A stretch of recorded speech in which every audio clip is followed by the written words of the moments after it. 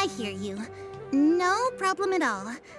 The gods will reveal the truth.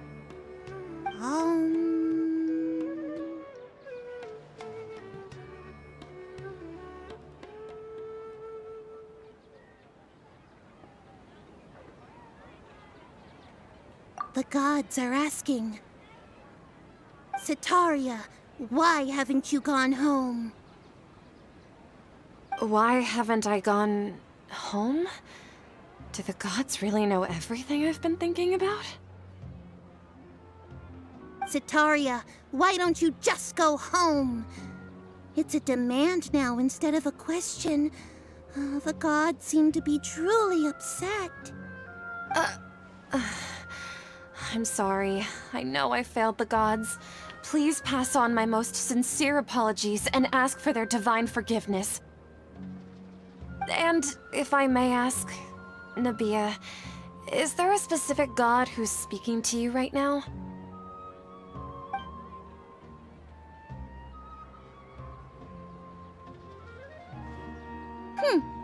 What an inconsiderate and naive question.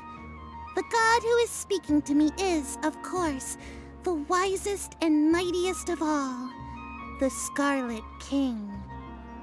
The Scarlet King? No wonder he would make such a demand of me. Oh, wait a second. The Scarlet King passed away a long time ago. Even though news of the Scarlet King's resurrection has been spreading like wildfire, it's all just a misinformation campaign from the academia. How can the Scarlet King still exist in real life? What insolence! I am the Scarlet King's most loyal believer. Do you wish to refute his voice of wisdom? Oh, no. As a child of the desert, I am only reveling in his power upon learning that his divine glory has touched even this city. I will think very carefully about his demand of me. I'm sorry. I must go now. Wait!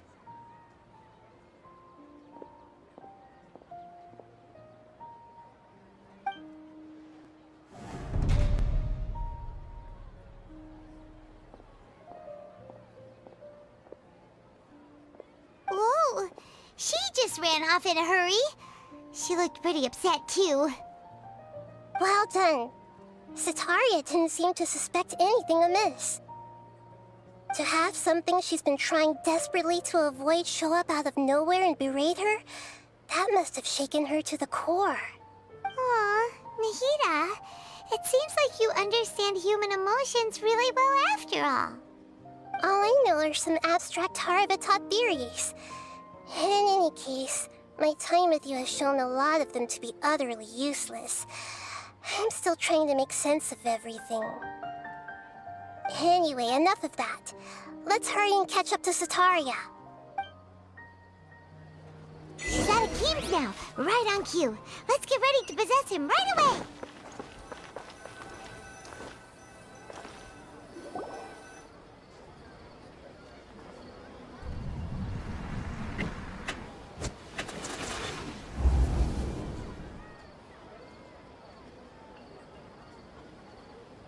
It's okay.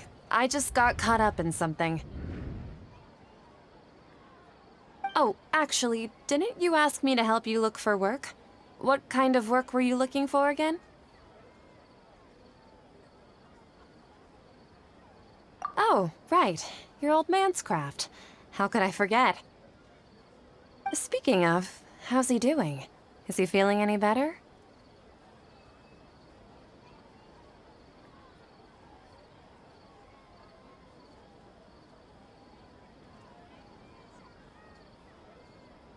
Oh, that's good to hear. I have been thinking a lot about him. If I could get some more time off, I'd love to pay him a visit. Actually, while we're talking about him, is he still living in Port Ormos? Yeah, he's been retired there for a while. If you could find the time, please write him a letter. Please pass on that recently, faith in the Scarlet King has taken root in Port Ormos and has begun to spread across Sumeru. He has a quick temper, and has always been a devout follower of the Dendro Archon, I don't want him to get into a fight with those Scarlet King believers because of a difference in beliefs.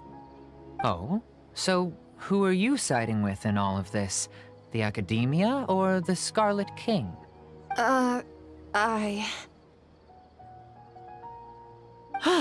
I'm so jealous of you. You were born a child of the desert, yet you chose to betray the Scarlet King, and now you spend all your time with those crooks from the Academia.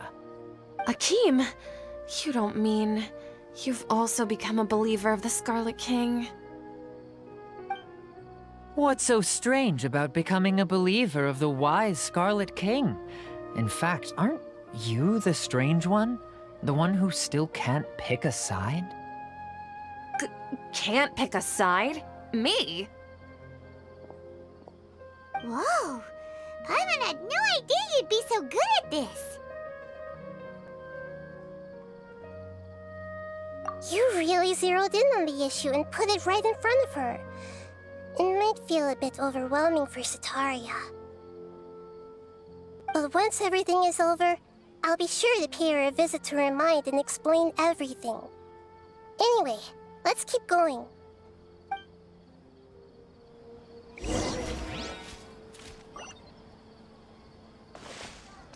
Come on! Setaria's already started talking with Shishan!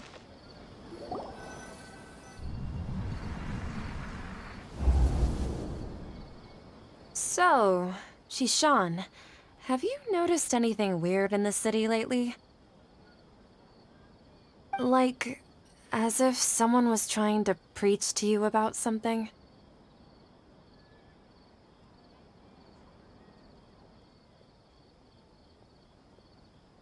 Oh, right. Speaking of strange things, I celebrated the Sub-Zerus festival so many times that I lost count. That was really weird. Wait, how could you be aware of that? That should be impossible. Nothing in the report indicated anything like that. Are you still failing to realize that the Academia's lowly tricks could never deceive all of Sumeru's citizens?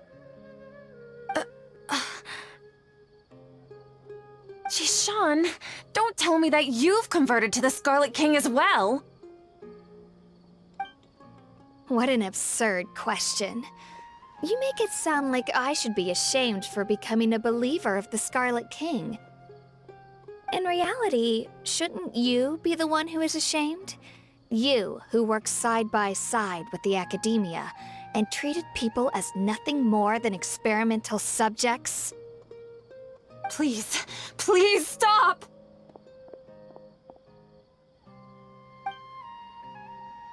Even now, Setaria's still trying to run from her problems. She can no longer justify everything to herself. Hey, she's trying to talk to the guards! What should we do? This is the most important part of all. Quick, get ready. Mercenary, you're a member of the Corps of 30, correct? Please help me pass a message to the Matcha right away. The situation in the city is getting out of control. Please, try to remain calm, miss. Tell me what's happening in the city. Heretics are infiltrating the city, and they've already converted many residents to their side. Heretics? What kind of heresy are you talking about? The Scarlet King! Many people I know have suddenly started believing in him, but he's long dead. It's impossible. Miss Setaria, nothing is impossible. You know my name? The Scarlet King is immortal, and all who defy him will one day pay the price. You must face the truth, Setaria. You tread a treacherous path, and the longer you ignore it, the tighter the Academia's grasp on you will become, and the deeper you will be ensnared. Child of the Scarlet King, never forget that the desert that belongs to you lies elsewhere. What's so strange about becoming a believer of the wise Scarlet King? In fact, aren't you the strange one? The one who still can't pick a side? What an absurd question. You make it sound like I should be ashamed for becoming a believer of the Scarlet King. Setaria, Why haven't you gone home?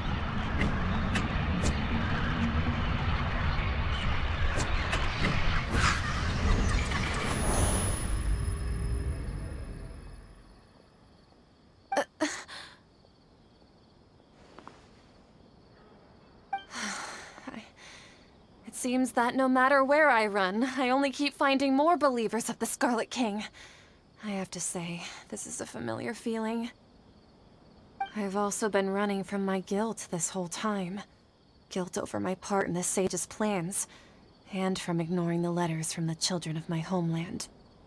But no matter how much I may try to ignore or get rid of it, my guilt always comes back. You won't necessarily lose your research opportunities by facing the truth. Besides, did you really want to conduct your research while carrying such heavy feelings of guilt? How do you know me so well? Are you truly just a believer of the Scarlet King? Or are you the god himself? That's not important. The important thing is to pass judgment on the academia and its sages, and to correct their mistakes. If you could provide some assistance in this matter, perhaps it could serve as a form of atonement. I've actually never believed in the gods, but I've always believed in serendipity. Your appearance must be a fated opportunity for me to get out of this wretched situation. Please tell me, what can I do for you? How much do you know about the sage's current activities? I was just one of the designers for the masked dream harvest scheme, which is what happened around the Sub-Zeru's festival. But I know very little about the full scope of the overall project. I'd assume that only staff with the highest clearance would have access to those confidential documents. I've just been working to meet the Grand Sage's specified requirements. However, there's something that's been really bothering me. I heard that a scholar who was previously expelled has returned to the city, and even the sages are still quite wary of him. To fight against the academia, we will need to figure out the nature and the purpose of their work. Is there a way for us to get access to the confidential documents you mentioned? It should be possible if we're willing to take some risks. After all, I'm an assistant to the Grand Sage, and I've been working on many tasks outside of the project. One thing, though, I won't be able to transfer the documents to you through the Akasha once I get my hands on them. The sages have always closely monitored all activities within the Akasha. Let me see... let's use the most primitive method. Send someone to pick up the documents tomorrow evening at the Academia entrance. The Academia entrance? Wouldn't that be too conspicuous? Don't worry about that. I assure you, this won't be a trap. I'm only suggesting this location because it'll draw more scrutiny for me to leave the Academia again. It'll be safest for me to distract the guards long enough to hand you the documents. All right, I trust you. So, if I were to successfully complete this task, would it mean I've atoned for my wrongdoings? That'll depend on the judgment of the Dendro Archon. The Dendro Archon. That's right. Her people are the ones we have endangered. As the God of Wisdom, she's also the one responsible for judging and guiding the scholars. Maybe it's time for me to find a god to believe in. Just as Nahida predicted, we've managed to bring Sataria to our side! The Traveler's execution was ingenious. He's the one who deserves all the praise.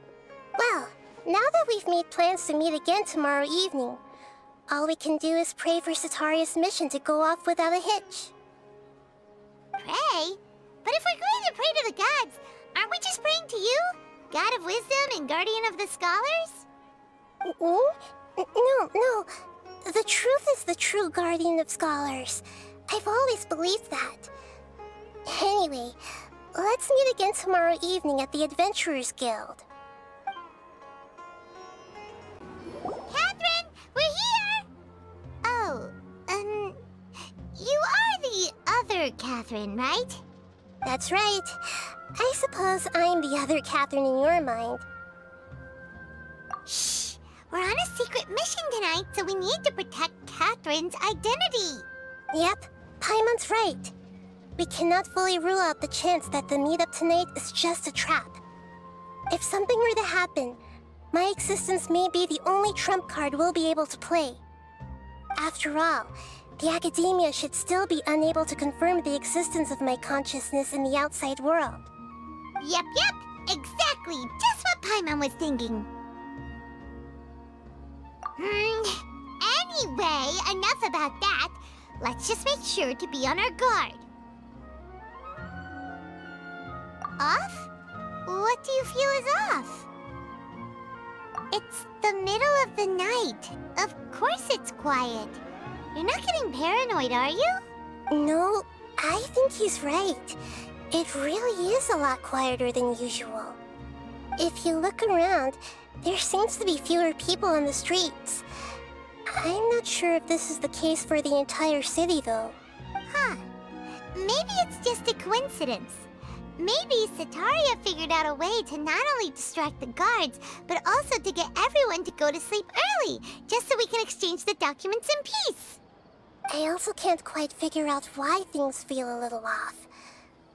But now that we're here, let's go ahead and meet her as we planned. Well, regardless, as long as you're here with us, Paimon feels a little safer.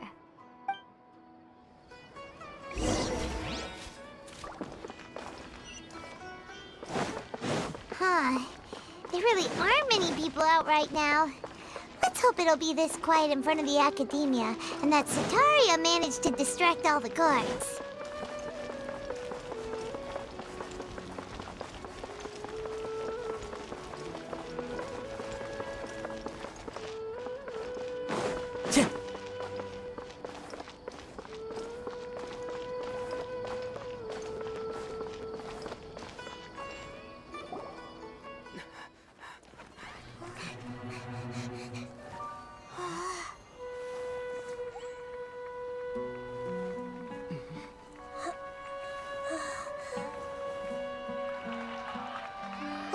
What are all these people doing here at this hour of the night? Ah, the triumphant hero returns at last. And to a rather spectacular welcome, even if I do say so myself. You're the outcast, expelled from the Academia. Indeed I am. Although these days they tend to call me the Doctor.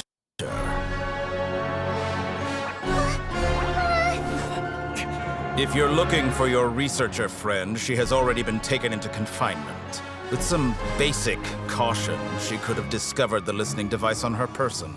Clearly, she lacks the degree of rigor expected of a true scholar.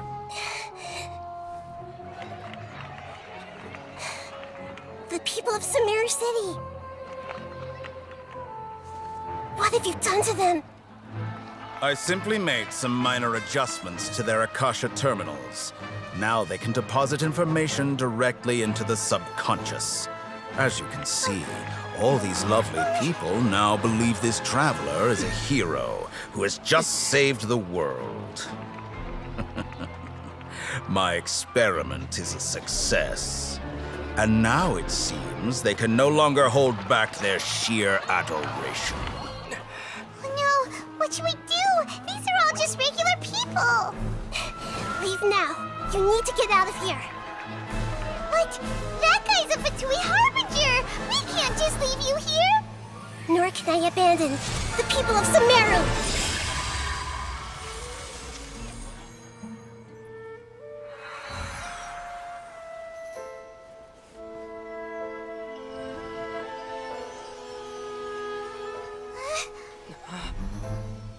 Don't worry. We'll meet again outside of the city.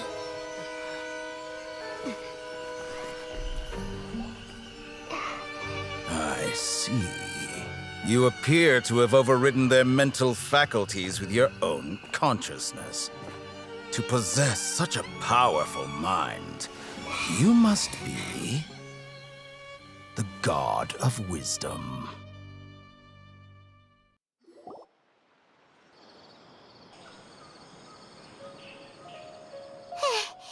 This should be far enough. Whew. Paimon needs to catch her breath first. Is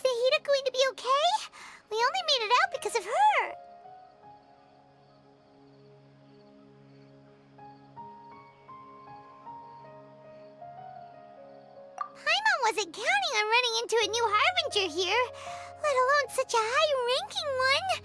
That guy was number 2. So scary. He called himself the Doctor.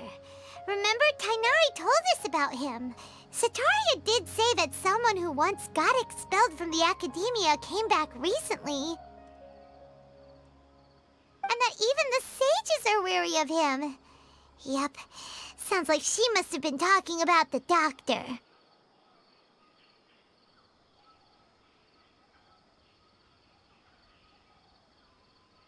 Yeah, now that the Doctor's in the picture, we're no longer just dealing with the Academia. They're in cahoots with the Fatui. But what are the Fatui after this time? Another Gnosis? Yeah, things would be a lot easier with Nahida's help. Nahida said we'll meet again outside of the city. But we can't just keep waiting around, right? You mean... Oh, right! Wasn't he invited by the sages to work on some project when we were staying with him in the Vidia Forest? That has to be the same project. Even though he turned it down at the time, he might still know something. There's no time to lose. Let's go to Gandharvaville. Hold it right there. A blonde-haired traveler and a floating fairy. We've got you all right. Take a look around. You've fallen right into our trap. Are you mercenaries from the Corps of 30? Did you come here to arrest us? Corps of 30? We're nothing like those government lapdogs who don't even get scraps for their work. We are an elite brigade that commands the highest commission rate in all of Sumeru. We're here on the orders of a client known only as the Outcast. The Outcast? An outcast from the Academia? But why wouldn't the Doctor just send the Fatui after us?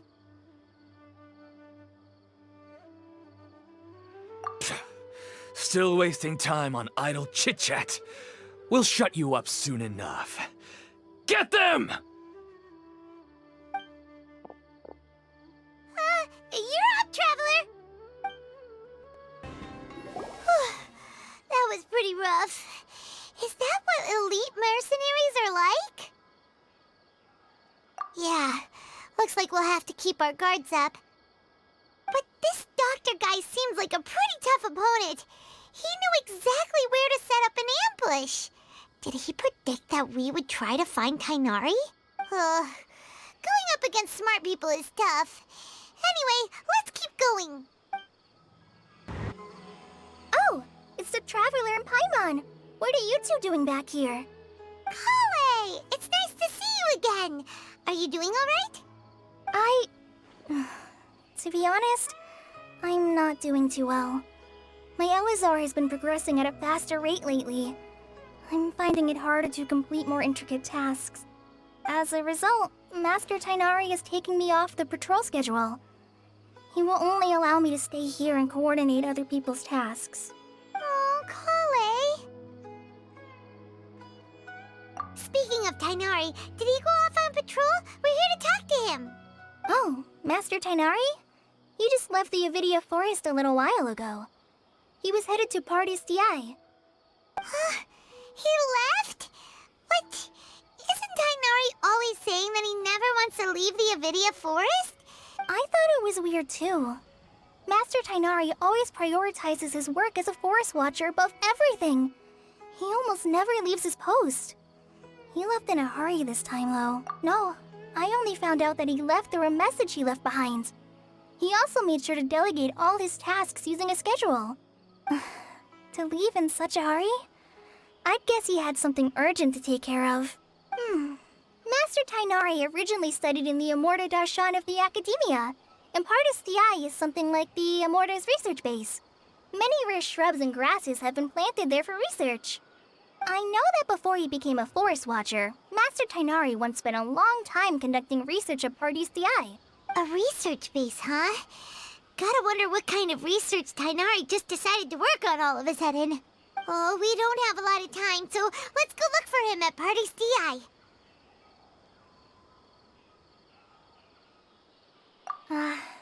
Don't worry. I'm fine.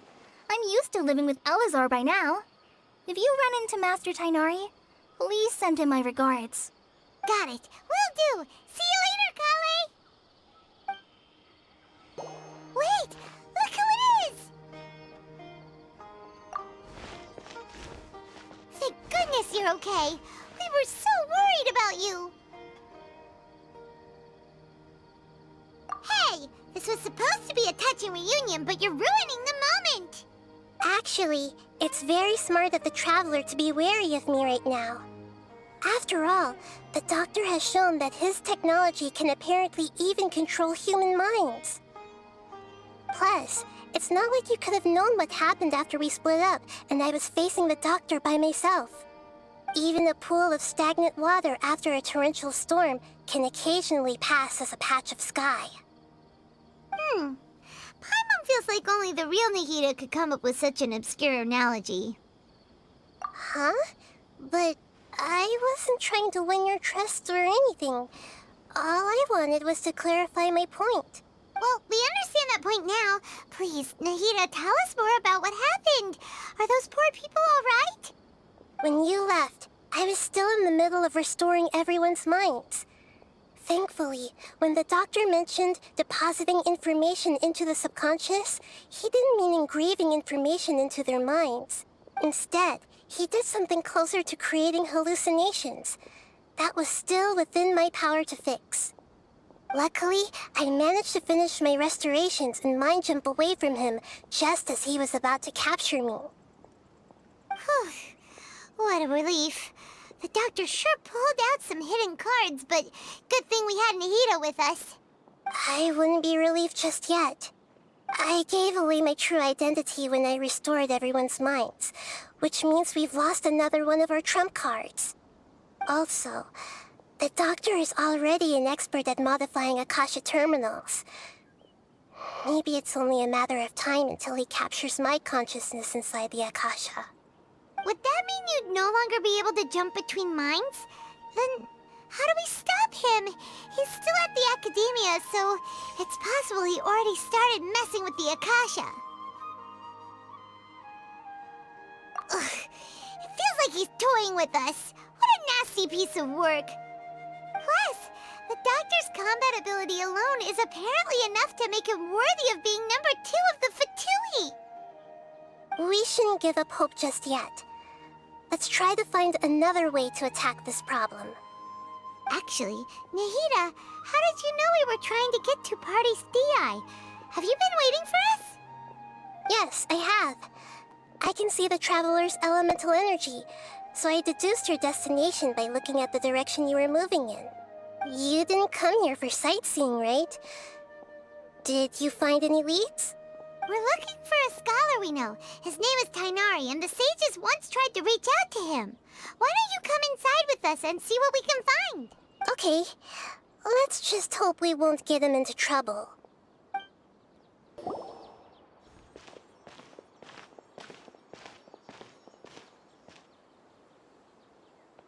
Traveler? It is you! Ah! The voice! It's Hypatia! Ah, what a pleasant surprise! It's so nice to see the two of you again. Who's this? She's a scholar we met in the Avidia Forest. When we last saw each other, she was still training in the... what's it called? Satyavada life? Oh, I see. That's right, we're old friends. You've come at just the right time. Ever since I've come here, hardly anyone has even talked to me. Hypatia, you're way too excited about this. Actually, for you to leave the Avidia Forest means... you're not in training anymore? Wait, no. Did you already finish your training and reach Paripurna life? What do you think? My consciousness has already managed to make contact with the divine. You did it! Congratulations! so exhilarating to share this sublime joy with others at long last! When my consciousness made contact with the gods. Ah, what a supreme and unparalleled experience that was! That sounds incredible!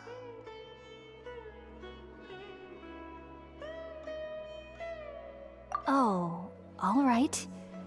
Actually, please wait. I haven't forgotten my promise to you. Remember? I promised to help you understand what you saw from Irminsul once I gained deeper insights. My current self has not only gained true insight, but I can even help you establish a direct connection to the consciousness of the divine. You can do that? I've never heard of anything like that, but if you want to give it a try, I'll do my best to protect your consciousness during the process. Hold on. I brought some spirit borneal with me. This is still a crucial part of the ceremony.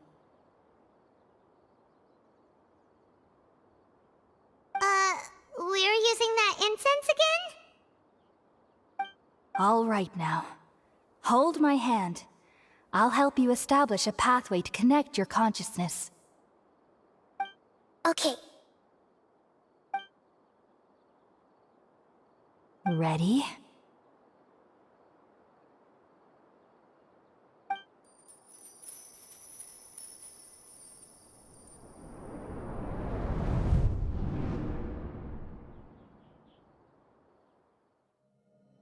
It took 3 betrayals for me to finally understand.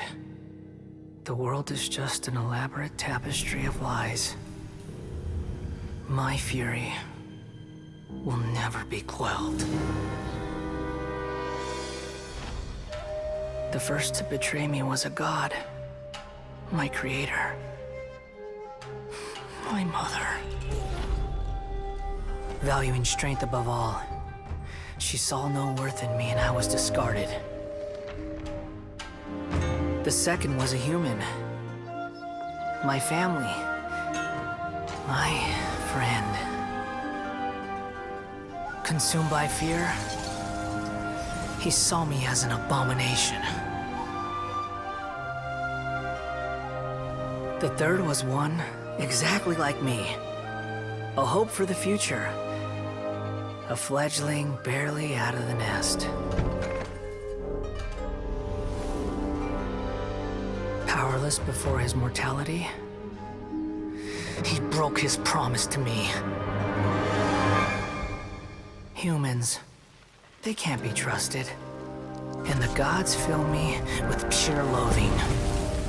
So I said good riddance. I denounced the world and laugh in its face. My chest will never again be defiled by worldly filth. I will scrub away every last trace of human emotion. Then it will be empty, a blank slate, and ready to receive a supreme gnosis, brimming with pure divinity.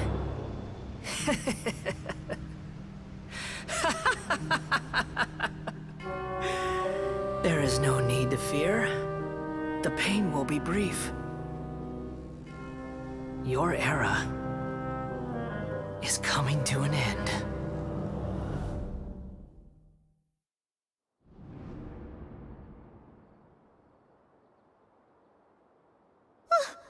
What was that?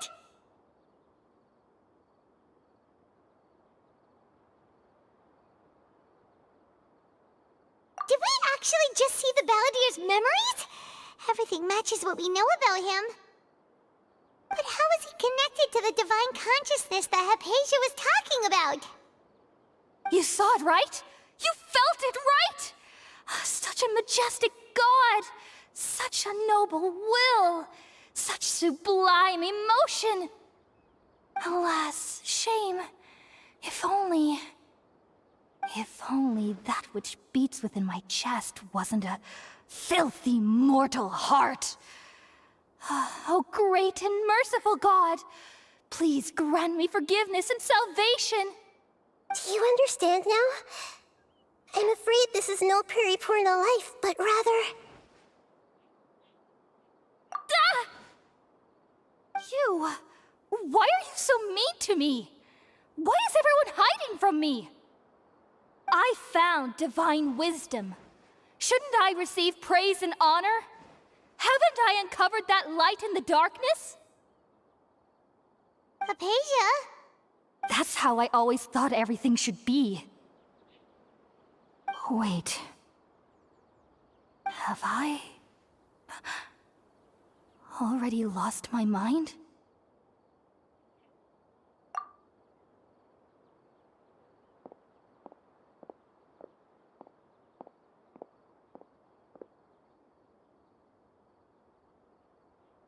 Wait, something isn't right.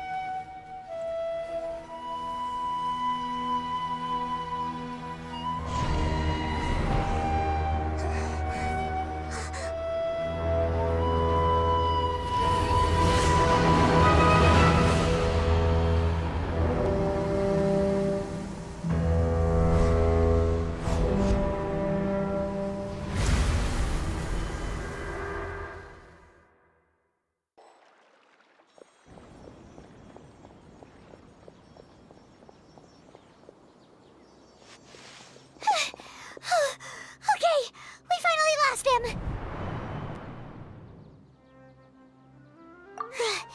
Are you okay, Nahida? Wait, no. Something feels different. You're back! Oh, the Traveler's back? Nahida was controlling your body for a while. It seemed like she jumped over to you as an emergency measure right before the Catherine puppet was destroyed. After that, Kainari heard the commotion and came over. He helped us defeat the mercenaries and then he ran with us all the way here.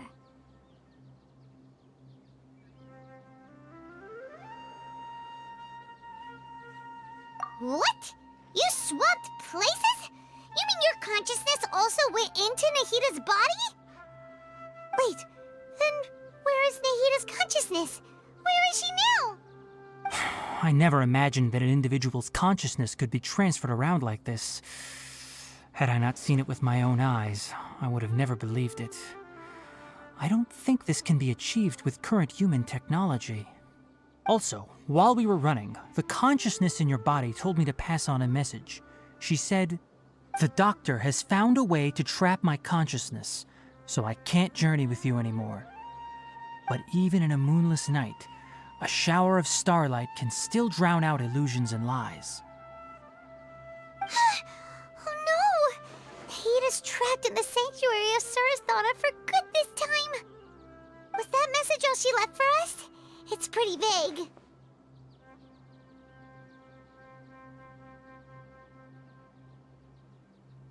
Oh, that makes sense.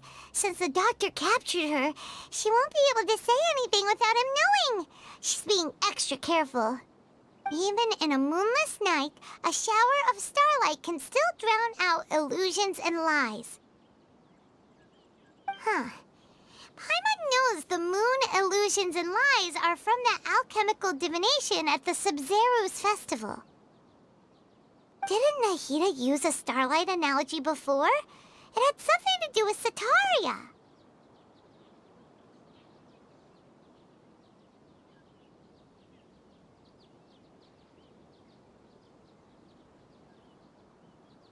Oh, that makes a lot of sense. Huh. Do you think Nahida was telling us to go find help in the desert? But she isn't with us anymore. Think we'll be okay? Paimon, You said Sanctuary of Surasthana. Does this mean that this Nahida you're talking about, the consciousness who is occupying the traveler's body, is the Dendro Archon? Your guess is correct, but the situation's a bit complicated, so it's really hard for us to explain right now. That's all right. A scholar's curiosity doesn't need to be appeased right away.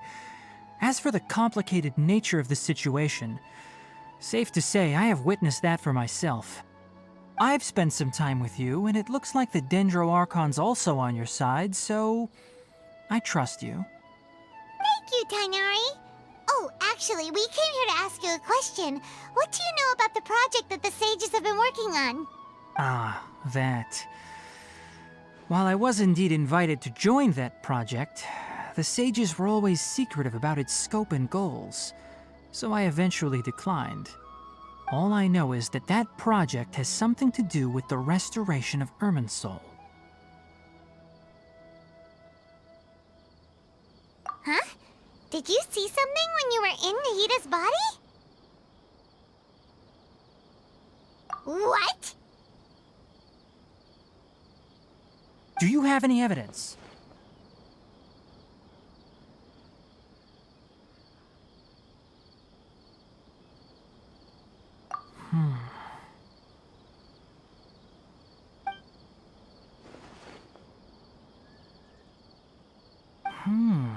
So that's what happened. That explains why Hypatia's symptoms were different from those of the other scholars who went mad. It's because she made contact with the consciousness of a new god who is still in the process of being born. Tainari, did you leave the Avidia Forest because of Hypatia? I did. I noticed Hypatia's mental anomalies, but since her symptoms were rather atypical, I secretly took her to Pardes Dii and began searching for a way to return her to her normal self. If I didn't take action, Hypatia would have already been taken by the Matra to the desert, doomed to a life of exile at Aru village. Now that you mention it, I knew the Academia has never thought particularly highly of Lesser Lord Kusanali, but I still didn't expect them to do something as arrogant as creating a new god. Looks like I made the right decision by not accepting their invitation. The Doctor and the Balladeer. We have 2 Fatui Harbingers in Sumeru. Sounds like we're in for a bad time. From your description, I don't think they've completed their project. There may still be room for us to intervene. But then, what is the connection between creating a new god and restoring Irminsul? Yeah, it feels like we're still nowhere close to figuring out the sage's goals.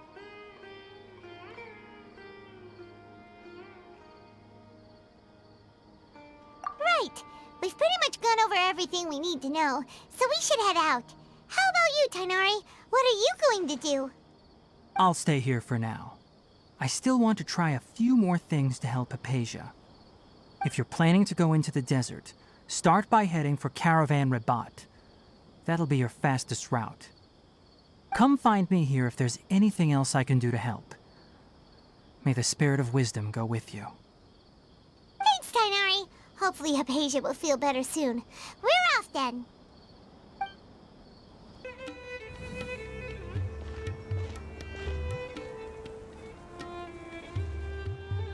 We finally made it to Caravan Rabat.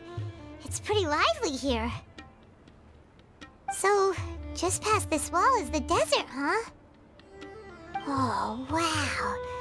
Paimon remembers hearing people call this the Wall of Samiel. It's made to block sandstorms from the outside. Oh, if it's this tall, it's gotta be the divine work of Greater Lord Rukkhadevata, right?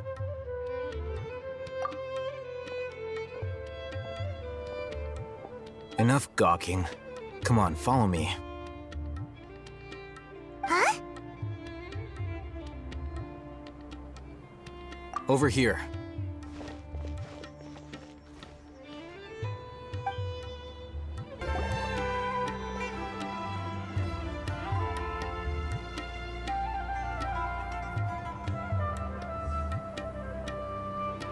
What the... Where did he go?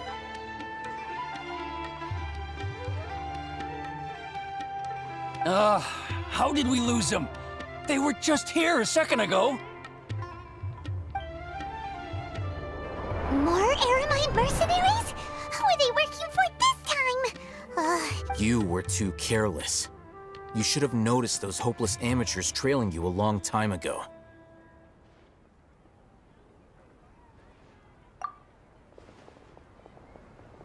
There's no need to thank me. I've never cared to keep track of personal favors. All I did was correct a mistake I happened to come across. It's a habit I developed at the Academia. You really gave Paimon a scare, Alhaitham. We never thought we'd run into you here. Last time we met at Port Ormos, didn't you say you were going back to the Academia?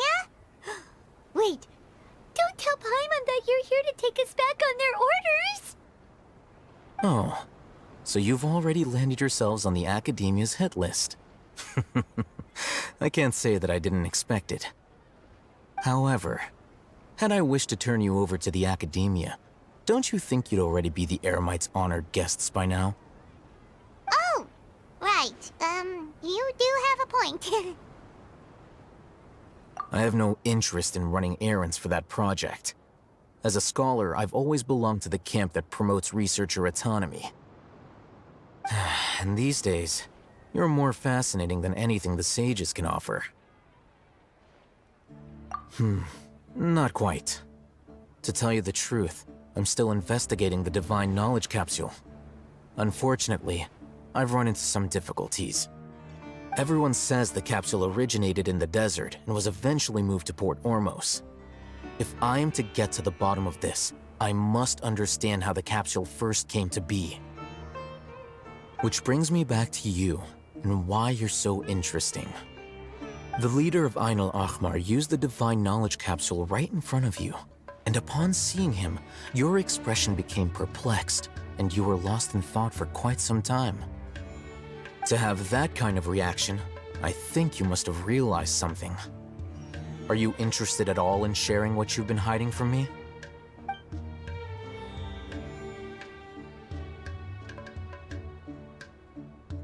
Alhaitham, you really have a ridiculous eye for detail. What kind of person even notices or remembers stuff like that? So that's your answer. Well, I do work for the Academia after all. So considering that, it is indeed wise to keep your cards close to your chest. But that does prove you do have some undisclosed information about the Divine Knowledge Capsule. Am I right? No matter. Rather than simply learning the answers from you, I'd still prefer to investigate on my own. Speaking of, you two are also headed to the desert? That's right! We have the same plan as you! But we don't really have any concrete goals at the moment. Then I'd suggest starting with Aru Village. It's the largest settlement in the desert, so it'll probably have more resources and intel than anywhere else. Well, would you like to head there together? It's always better to travel with someone you know. Let's go! Before us lies Aru Village, the safe haven of the desert folk. Whoa, this landscape is really something else. What a cool place! Let's go check it out!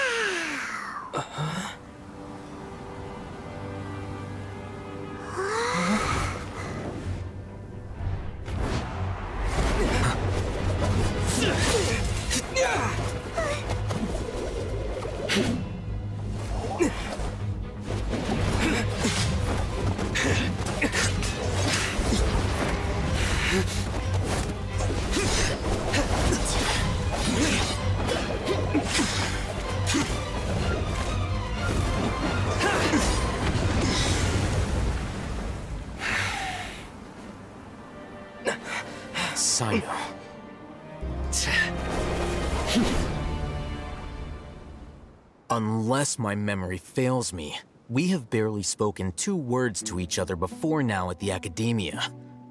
Would you care to enlighten me as to when and how I invited the General Mahamatra's wrath? Alhaitham, do not think you can escape my judgment just because you managed to escape my attack. Judgment? So that's how you'd characterize your actions here, is it? Or would elimination perhaps be a more accurate description?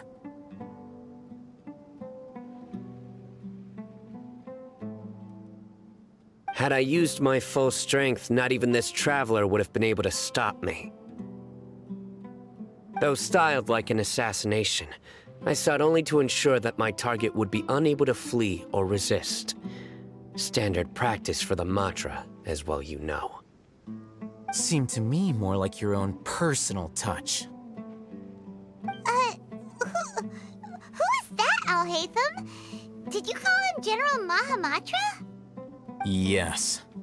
General Mahamatra Sino, head of all the Matra at the Academia. He's a formidable hunter, and the ultimate nightmare for any who have committed academic crimes. You seem to have placed a lot of trust in Alhaitham, to the point of blocking an attack for him. If I were you, I'd never choose to side with him. I wouldn't believe a single word that comes out of his mouth. I have been pursuing this scribe for a long time. I urge you, stand back and do not seek to defend him any longer. Otherwise, there will be consequences.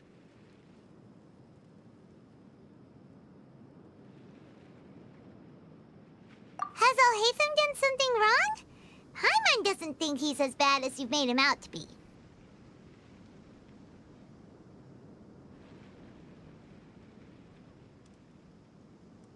I won't waste my breath explaining things. Alhaitham, I saw it during our fight. Take it out. The divine knowledge capsule you're hiding on your person. Unless you want me to retrieve it for myself. Very perceptive of you. Nothing escapes a Matra's senses.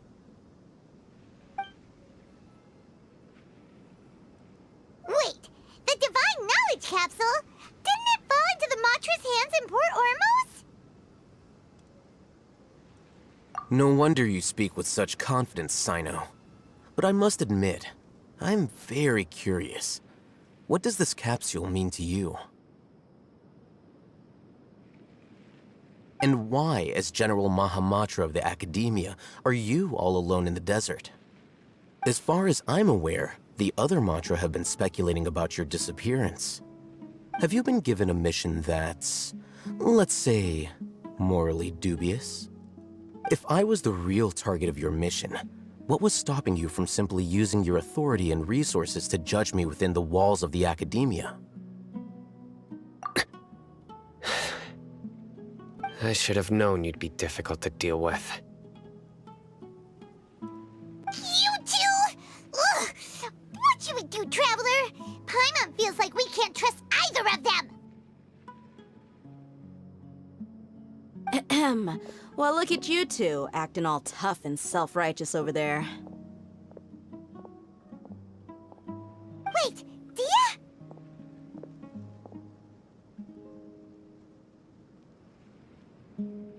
Great! Finally, someone that we can trust! You gotta help us out here, otherwise these two are gonna start fighting again!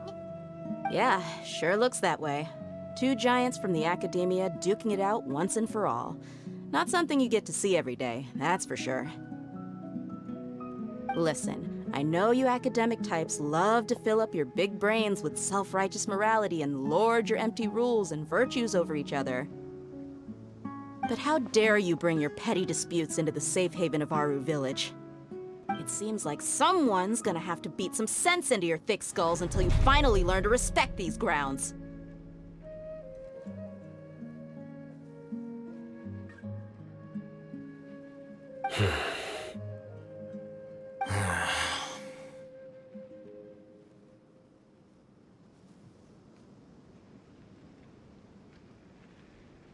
Hey, did either of you hear a word I just said?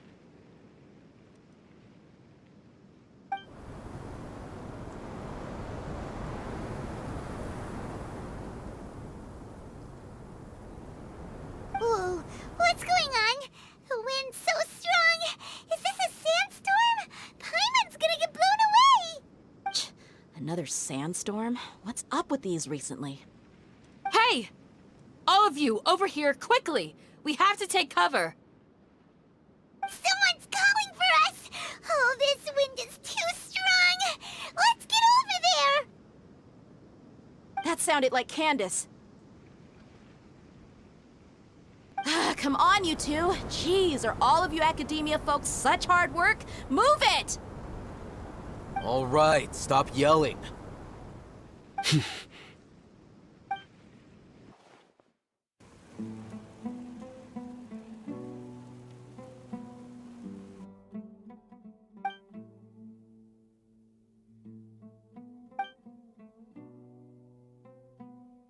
Well, this is pretty awkward. Hey, wanna play sardines with 3 people who wanna tear each other limb from limb? Sure, why not? Sounds fun. The air is so thick and heavy. Paimon can hardly keep floating anymore. My sincere apologies, everyone. This is the home of our village chief. I will have to ask you to make do with this small room until the sandstorm dies down. Please, let me introduce myself. I am Candace, protector of Aru Village. Our savior has come at last! Nice to meet you, Candace. The name's Paimon. Thank you so much for helping us. There's no need to thank me. It's only right to help each other when the weather gets rough. Wow, she's so gentle and caring, like a nice older sister. Unlike those guys over there.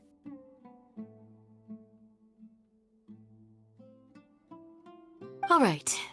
Now that we're all better acquainted, we should return to the topic at hand. As a guardian charged with the responsibility to protect my fellow villagers from harm, I was observing your conflict from afar, even before the sandstorm started. And now that you have set foot within our village itself, it is all the more my responsibility to make absolutely sure that you pose no threat whatsoever to us. So please, have an honest and sincere conversation with one another, and put your hostile feelings to rest. If anyone dares to start anything again while they are under this roof, I will not hesitate to send them out for some quality time with the creatures of the sandstorm. Oh, on second thought, Paimon may have misjudged Candace's character.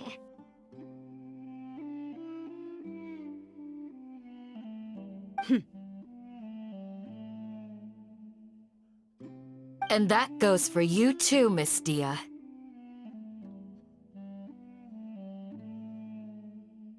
Do I make myself clear? All right, we got it, Candace. That's what I like to hear. So, which of you will begin? I was supposed to be a mediator, but I might have gotten a little too involved just now. Anyway, one of those two should probably start talking. Wait, that was you trying to be a mediator?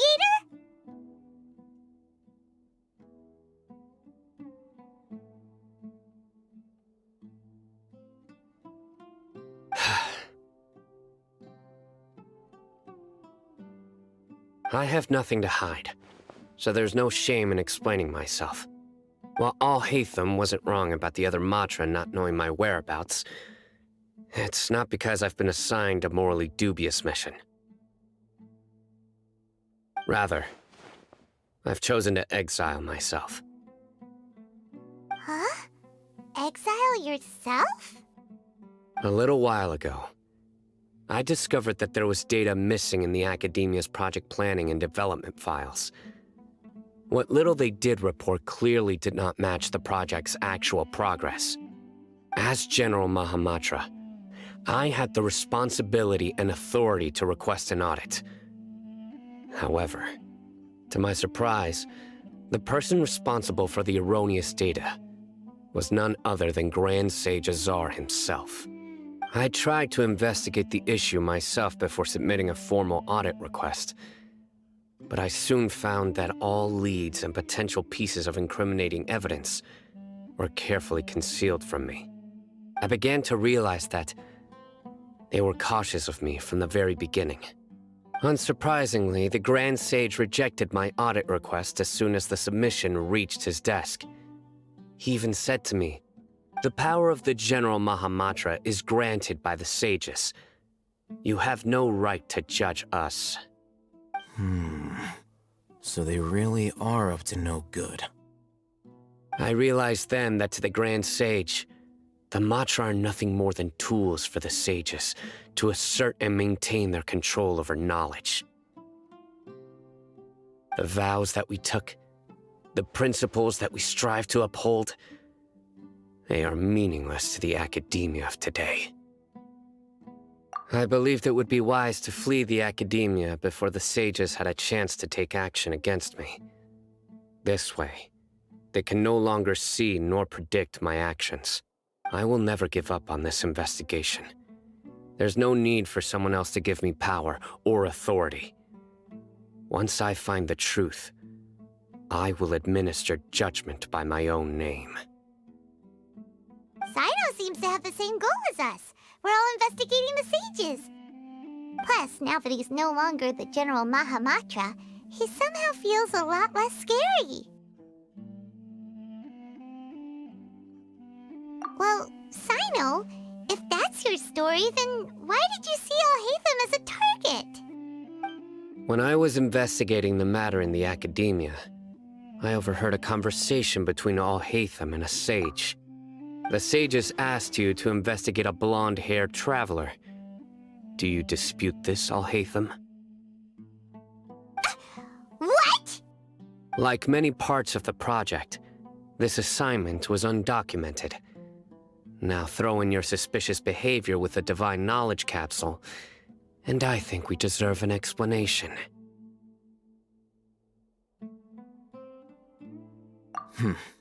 Yes. I was indeed tasked with investigating the Traveler. Alhaitham! After all, the promised reward was so great that hardly any scholar could have refused. The sage told me, once you've completed this assignment, I can give you a glimpse of divine knowledge. A most enticing offer. Unfortunately, those academics don't know me at all. Their words contained one key piece of information, namely that divine knowledge indeed exists. That gave me all I needed to know. From my perspective, the sages are far from trustworthy. Think about it. Isn't it a little strange they're so willing to share divine knowledge with anyone, even as a reward? So, I began my own investigation following the lead of the Divine Knowledge Capsule. In the end, I realized my wisdom in committing to this rather than collaborating with the sages. Had I been less guarded, I probably would have ended up like that Ain al-Ahmar mercenary, incapable of remaining sane for long enough to hold a conversation. You mean that the sages originally planned to dispose of you, using one of those capsules that drive people insane? I'd already given up on the assignment by then. I only told the academia I was waiting in Port Ormos for you to appear so they wouldn't suspect anything. So it came as quite a surprise when I encountered my erstwhile target while investigating the Divine Knowledge Capsule. Criminals do love to talk about coincidences. Even though I ran into the Traveler by chance, I had no intention of providing assistance to the academia.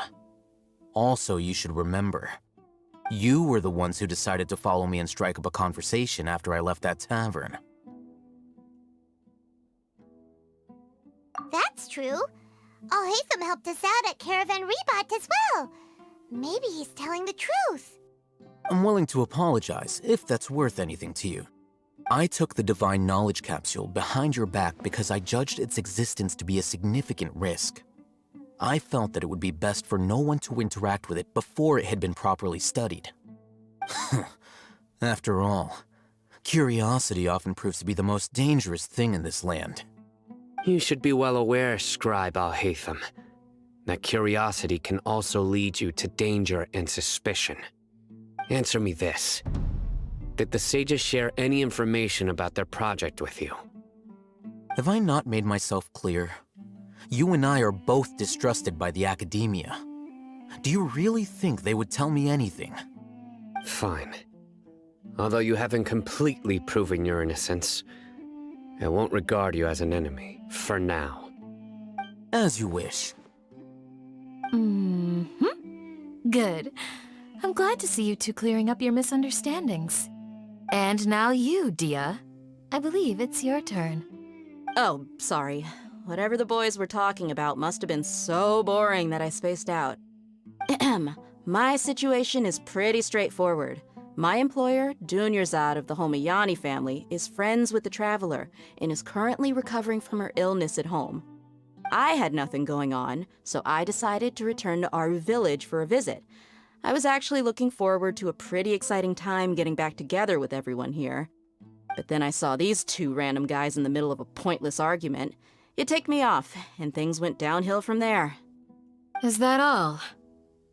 Well, I will admit that definitely sounds like your style. In that case, welcome back, Dia. That's more like it. I missed you all so much, Candace.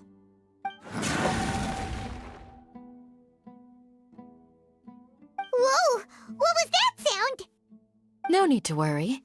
Now that you're no longer at each other's throats, please make yourselves at home.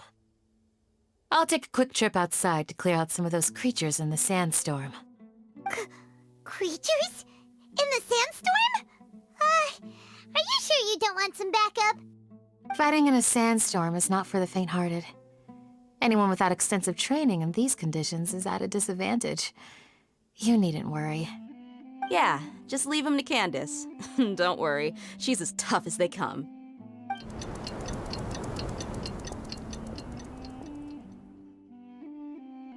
The wind's died down.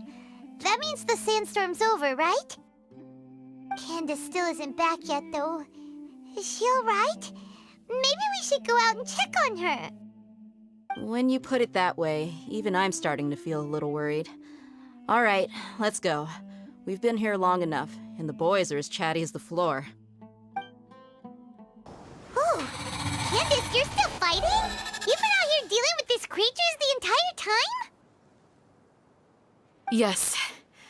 They just keep coming in waves. I've lost count of how many I've defeated. Before I realized it, even the sandstorm had stopped. Ah! Here comes another wave! Leave this round to us. I got interrupted earlier, but now I have something to take my anger out on. It's been quite a while since I've seen the Flame Mane in action. I'll leave these to you then. I'll be sure to put on a good show. Let's go! The creatures stopped appearing. Was that the last of them? What we fought just now was probably the aftermath of the sandstorm. So we should be safe for the time being. Well fought, everyone. No injuries, I hope. Huh? Who are you? Ah, my apologies. I haven't had a chance to greet you yet. I had my hands full taking care of the village's elderly and children. I am the chief of Aru village. Everyone usually calls me Uncle Anpu. Sir, I am also originally from the desert, but I have not been back for some time now. May I ask if such sandstorms are common? I can't say they've always been common, but recently the storms have become increasingly severe and frequent. Besides sandstorms, we also occasionally get earthquakes.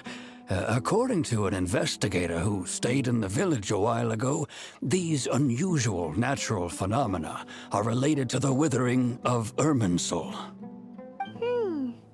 Another effect of Irminsul's withering. So, Irminsul's withering causes withering zones in the forest, and sandstorms and earthquakes here in the desert? Everything in the natural world is inextricably connected to Irminsul.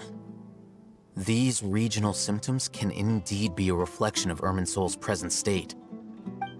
Everyone in Aru Village needs to take good care of themselves. Speaking of which, why haven't I seen a single village keeper since I got here? Village keeper? Who are they? Village guards like Candace? Does your curiosity know no bounds? Village Keeper is how Aru Village refers to mad scholars exiled here by the Academia. Most of them are scholars who lost their sanity after a period of training in the Avidia Forest. The Academia believes that their crazed mutterings may have a negative effect on the psyches of other scholars. So, they're forcibly exiled to the desert. Though if you ask me, it's all a boatload of nonsense. Alas, that's exactly what we've been trying to investigate. One by one, the village keepers have been mysteriously disappearing without a trace. But no one in the village has ever seen them leave. If you're planning to stay around the village for the next few days, I'd appreciate it if you could keep an eye out for them. I've had encounters with those people in the past. I'll see what I can do to help. The Matra are the ones responsible for their exile. Now that you're no longer with them, are you trying to alleviate your guilt and atone for your past sins? I'm fascinated by how you think. Mock me if you will, but if you are guilty, I will eliminate you, regardless of my position or identity. Oh, you're the former General Mahamatra. You must be an expert in these kinds of investigations. Thank you for your help. Is it because you're reminded of Hypatia? Oh, these poor scholars. First they lose their sanity, now this! We need to help get them back home, safe and sound. But, is it really a good idea to tag along with Sino? You seem like you really don't trust him. I'll be grateful for the assistance. No doubt you will do a better job than some of my former subordinates. Let's start by finding a spot to share what we know so far.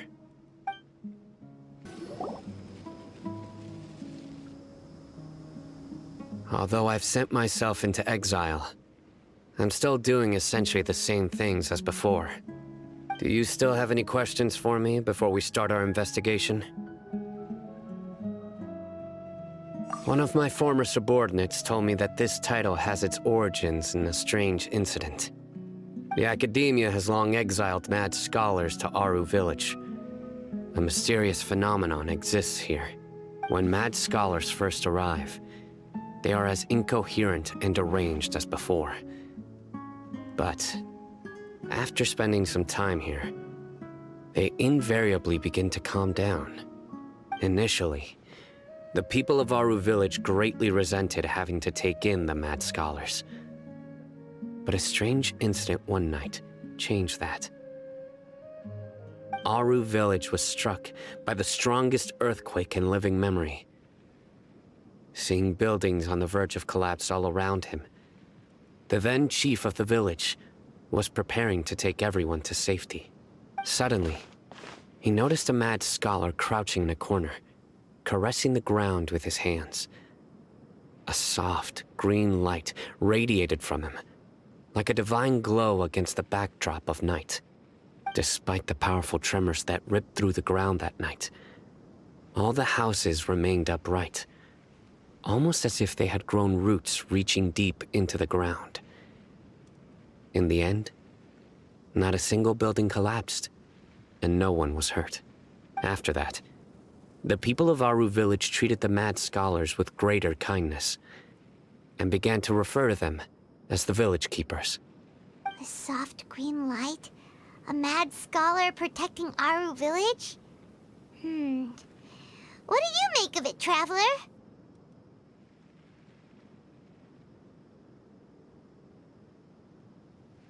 Paimon thinks so too.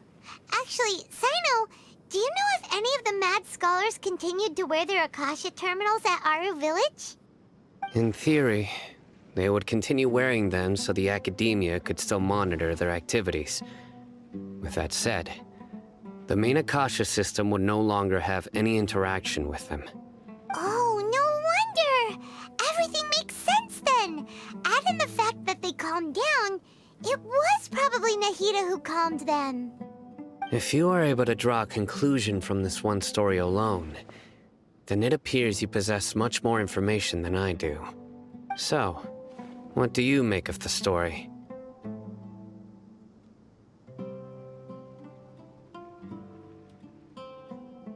Really? Lesser Lord Kusanali. What? You don't believe us? Lesser Lord Kusanali was definitely using the Akasha to give her power to the mad scholars! No, it's not so much that I don't believe you. I'm just struck by your reasoning. Lesser Lord Kusanali, the current Dendro Archon. Is she really active in Sumeru? The Academia has always placed far greater importance on the late Greater Lord Rukkhadevata. They've more or less ignored Lesser Lord Kusanali, and I've never had any reason to doubt their views. In addition, I've never heard any stories about Lesser Lord Kusanali and her deeds. To me, she might as well have been a god that never existed. No way! Nahida definitely exists! She's a... how should Paimon put it? She's a good Archon who's kind and wise, even if she says weird stuff sometimes. I've spent many years interrogating criminals, so I can easily tell when someone is lying. Good! Then you should know that we're telling the truth! That look in your eyes. I've never seen that from a liar. You two really must have met Lesser Lord Kusanali. How can this be? To think, our Archon has been amongst us this entire time. Alright, now it's our turn to put our skills to good use for this investigation. But easier said than done, especially since we don't have any leads. Maybe we can start by knocking on some doors.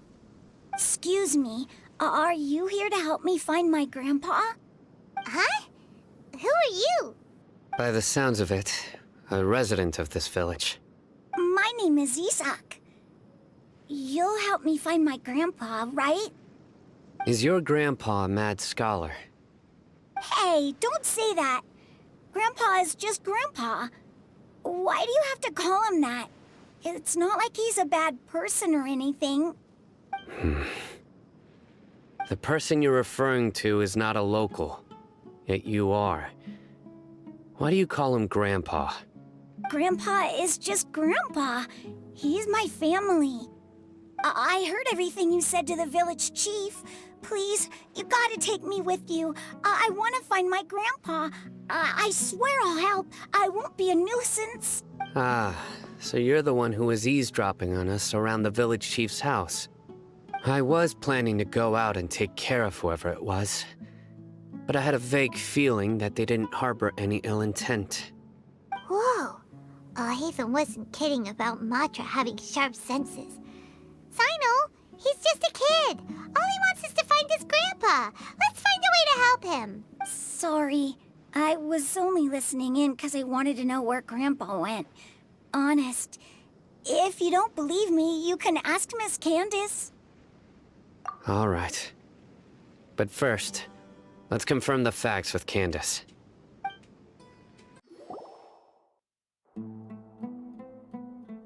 Sino is super vigilant. Is this what all the Matra are like? Ah, you're back already. We just wanted to confirm something with you. Do you know a boy by the name of Isak? I had a feeling he'd go looking for you. Huh? You knew this would happen? Yes. Although he tried his best to stay hidden, I still noticed him eavesdropping outside the window. He really wants to get his grandfather back. Isak's parents were both Aramite mercenaries who rarely returned to the village after finding employment in the city. He was raised by his grandfather. Unfortunately, it was only a few years before his grandpa passed away. Isak was still very young at the time, so various families in the village took turns caring for him so he could survive. Later, an elderly mad scholar arrived at the village. Isak thought the scholar bore a striking resemblance to his grandfather, and thus often spied on the man. However, the scholar was unkempt in appearance and incoherent in speech. Although Isak referred to the man as his grandpa, he was afraid and didn't dare to approach him. One summer night, the oft mumbling and bumbling grandpa suddenly calmed down and seemed to become more lucid. He even noticed Isak hiding in the distance. So Grandpa walked up to Isak and patted him on the head. He even took Isak to the entrance of the village, where he patiently taught the boy the names of the stars, and accompanied Isak until he fell asleep.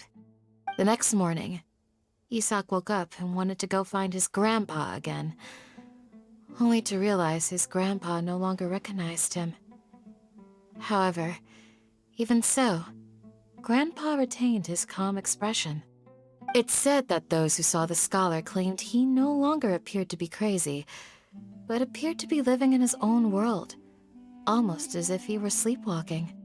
Isak was thrilled that his grandpa was able to find peace, and would follow him all the time, asking him things like, "Grandpa, want me to take you somewhere fun?" Or, "Grandpa, could you tell me stories about the stars again?" All this somehow just makes Paimon feel really sad. It seems like they both deserve so much better. Perhaps. Nearly everyone who lives in the desert has some form of hardship or regret. But even so, we must still continue on with our lives. It's also my reason for fighting. I must continue to protect this land.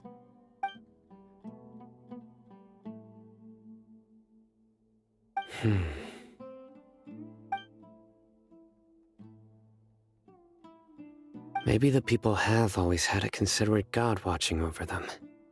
Huh? What did you say, Sino? No, nothing. As long as Isak keeps his word and doesn't get in our way, we can take him along. Perhaps you are more compassionate than I gave you credit for. Please accept my thanks on Isak's behalf, Sino. Hey, Isak! Oh, it's you guys! We've cleared everything up. Let's go find your grandpa. Really? Wow! Thank you so much!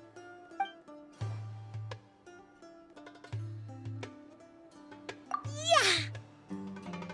Alright. Let's ask the local residents some questions first.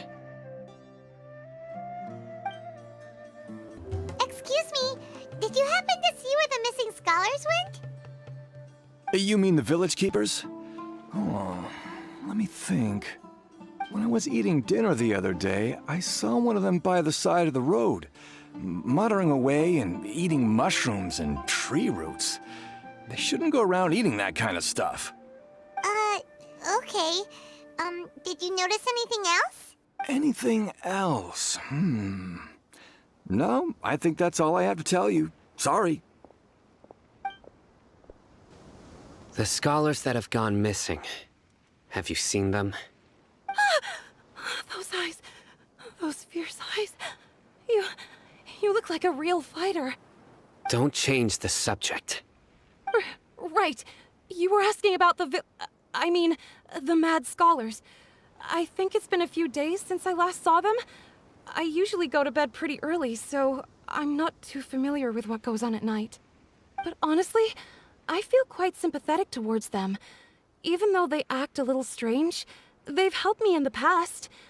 If it weren't for them, my house would have collapsed long ago. Do you also think Grandpa and the others are good people? Grandpa? Oh, hello there. It's little Isak. You mean that nice man who looks like your grandpa's long-lost twin, right? He was actually the one who protected my house. I saw it with my own eyes. He happened to be staying near my house that day and was doing something with his hands on the ground. It still feels pretty surreal now that I think back on it. Did someone teach them how to do that? Well, whatever the case, I'll always be thankful to him and whoever taught him to look out for others. I'm pretty sure that if I ever went mad, I wouldn't be able to do anything like that. Gotcha. Thank you. Sir, have you seen my grandpa recently? You know, the one who likes to sit and space out near the village entrance. Oh, well, if it isn't Isak. Oh, your grandpa, huh? It's been a while. The last time I saw him, he was spacing out by the road as usual. I went and asked him if he'd like any of the food I had prepared, despite my wife's protests. Like many people, she's really quite terrified of them. And speaking of my wife, she's still always complaining about how I don't make enough mora. That might explain why she's always mad at me. Oh, thank you. Thank you for taking care of him. It was nothing. You're looking for him, right? Did he go for a walk and get lost? Yeah. That's no good. Well, once you found him, come by my place again and I'll cook a little something for the both of you. I've known you since you were very young, so as far as I'm concerned, you're family. Please feel free to come by anytime. Wow, what a nice guy! Okay, thank you, sir. Huh? Don't say anything for now. Isak, stay here. Let's head over there. Stay quiet as you move. Is the Scarlet King really good? Listen, see if you can make out what they're saying. Have you heard? The mighty Scarlet King, the sovereign of our faith, will soon return to this world. Yes, of course I have. The Scarlet King is the one and only true ruler of this land. I've never believed in any other gods. Still, you say he's coming back, but it sure doesn't feel like life's about to change around here anytime soon. What's your proof? Haven't you noticed? The village has been getting more deranged scholars than ever. Delavar was saying that many people also went insane just before the fall of the Scarlet King's civilization in ancient times. We don't quite know why, but it seems like there's some sort of connection between insanity and the Scarlet King. Isn't it a sign of the Scarlet King's power that all the mad scholars have disappeared? If you ask me, they must have been chosen as the final sacrifice for the Scarlet King's resurrection. Huh. Now that you say it, that does make some sense. Does this mean our lives are finally going to take a turn for the better? Exactly. Those city folks will get what's coming to them. Now, repeat everything you've just said from the very beginning. Huh? Who are you? Where did you come from? My patience is running thin. You heard what I asked.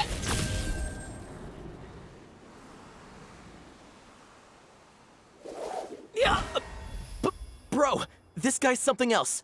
Just look at his eyes. One wrong move, and he's gonna flay us alive. Let's not get on his bad side, okay? I am no match for this guy. Oh, okay, good sir. What is it you would like to know? Tell me about the Scarlet King's resurrection. Well, I only know a few things from hearsay. I went for a drink the other day and heard others talking about a rumor that the madmen will disappear, and that the Scarlet King will return to this land. I'm not making this up, I swear! Hey, go on, keep talking. It's true. It's all true, sir. We desert folk have had more than enough of those people at the academia. They keep sending us all their mad scholars and won't let us have a good life. Would you want to live like this if you were in our place? The radicals were even more thrilled than me when they heard the news. We're all praying for the Scarlet King's speedy return. Delavar also said that once the Scarlet King returns to our side, it's only a matter of time before we conquer the land on the other side of the wall. They're all willing to serve under the Scarlet King and fight for a share of the glory. Is that so? Seems like he still wants to know more. Keep talking. Got it. At first, I told myself it was just the drink talking, but then all the mad scholars vanished without a trace, just as the rumors said. Please don't beat me up just for mentioning these rumors. If I'm guilty, then everyone else around here is also guilty. I'm just saying what the others said. The people here really like the Scarlet King, but dislike the Dendro Archon. Where is this radical person you talked about? I haven't run into him over the past few days, so he probably hasn't been around the village. What about you, man? Have you seen him at all? No, not at all. We wouldn't dare lie to you. He's really not here right now. Sounds like you're not too close with the radicals. No, of course not. All we know are their names. I have many ways to stop you from talking. And many others to stop you from sending warning messages. So you'd best just stay home and hope I don't hear of you trying to contact anybody. Don't do anything until I've gotten to the bottom of this. Try something foolish, and even Candace won't be able to protect you. Yes, got it. We'll do just as you say. That scared Paimon half to death. Sino is pretty terrifying. He didn't try to reassure us at all. It's like he's used to hearing that. Oh, Paimon bets lots of people have told him that before. I heard that. Sorry.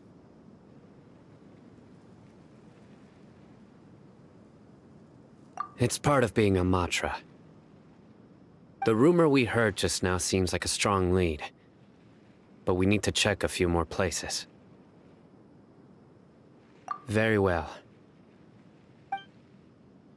Isak! I'm here. Where's your grandpa's house? Well, I can take you there. Just follow me. Join the Eremites and embrace a wonderful new life.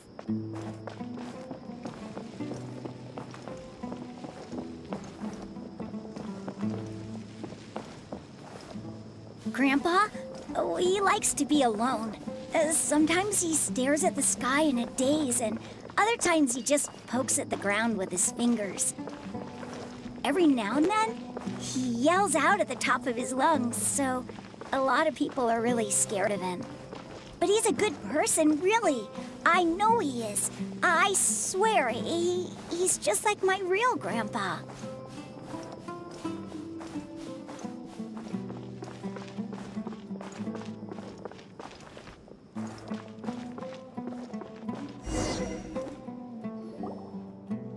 This is where Grandpa usually stays. There sure isn't much here. No. Incense? Please don't say it's the same one as before. But are you okay? Are you getting dizzy or need to lie down? There's a scent that you can sense, but I can't. A certain traveler here once passed out from that smell. Thankfully, Tighnari saved the day. And then he gave us a long lecture to explain all about how it worked. So, you know Tighnari? Huh? You know him too? Are you two friends? Yes. Now that I concentrate, I can also make out the scent of incense. Wait, surely Tighnari didn't lecture you too? No, no need. Did you first encounter this scent at Tighnari's house? In the forest. From a scholar.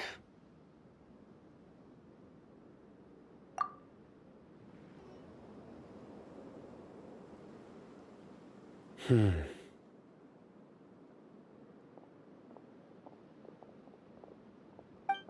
are you looking for, Sino? Here it is. Take a look right here. Paimon doesn't see anything. Although the traces have been completely buried in the sand, there are footprints here. From the size and shape, They belong to an adult male. This pattern is a common one from this area. Local shoes. This was probably someone from the village. The scent is quite faint, but still extant. The footprints head in the direction of the door. But who would come looking for Grandpa? He doesn't have any friends. We'd have to ask whoever lured him away with the incense. Huh? So you can lure someone away with just a scent? Hey! What's wrong with liking good food? Everyone's got something they love in life. Exactly. Most scholars are fond of incense, since the smell supposedly helps them clear their minds and discover new knowledge. Even deep within the clutches of madness, they still yearn for their knowledge-seeking days, and will follow the scent whenever it presents itself. No, Grandpa. So, someone's taking advantage of their weakness? Huh. Still, why would anyone want to abduct all the scholars? Are the rumors really true? Could the disappearance of all the mad scholars have something to do with the radicals? It's highly likely. Please, you have to save my Grandpa. Grandpa's never done anything wrong. Please help him. Sounds like we'd better help get him back. Don't you worry, Isak. We won't let whoever took him get away with it. Let's head to Aru Village and inform Candace and the others about what we learned here. After that, we'll set off to find the scholars. Right. The darker fabric definitely looks a lot better. That'd be my choice, too. We're back, Candace! We've got a lot to tell you. Ah, welcome back. Sounds like everyone's friends already. Oh, Dia's here too! You bet. So, everything goes smoothly? Reasonably. Alhaitham didn't go with you? We haven't seen him at all. Huh. I saw him around the village entrance earlier and figured he was investigating with you. I guess he must have gone off on his own. Did you find out anything useful?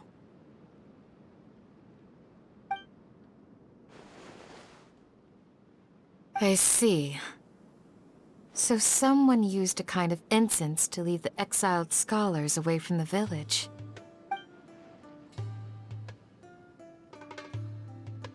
The resurrection of the Scarlet King? First I've heard of it. Far as I know, the kind of incense you just mentioned is only popular beyond the wall. Scholars are fond of it, but as you can see, there aren't many scholars still studying around these parts. No seller would be able to make a profit here. Not to mention, making incense is a labor-intensive process. You won't see anybody in the desert with the patience to make or sell something that requires that kind of effort. It seems someone from beyond the wall must have been supporting this. Makes sense. So what should we do then? Do we go back to the academia and search for leads there? If it was any other day, that would be your next logical step. But today, you've got me on your team, so you get an extra tip. Didn't you say that the villager got his news from the tavern? Well, I also like to drink at the tavern, so I know a thing or two about these radicals he mentioned. If Paimon remembers correctly, the leader of the radicals is some guy called Delavar. Ah, yeah. Delavar, the scar-riddled bandit, Engur, the wide-eyed butcher, and Jabari, the duck-tailed bearded crook. The whole lot of them are known around these parts.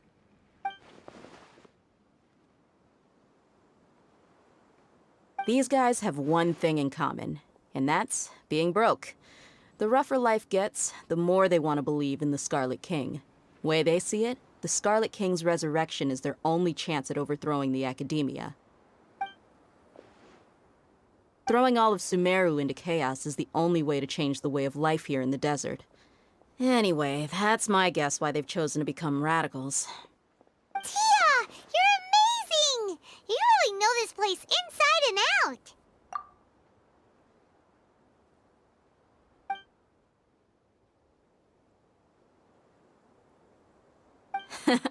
No merc can afford to slack off on gathering intelligence. Every more I've spent in the tavern has been a valuable investment. Let's head out. Now hold on, you're staying right here, Sino. Why?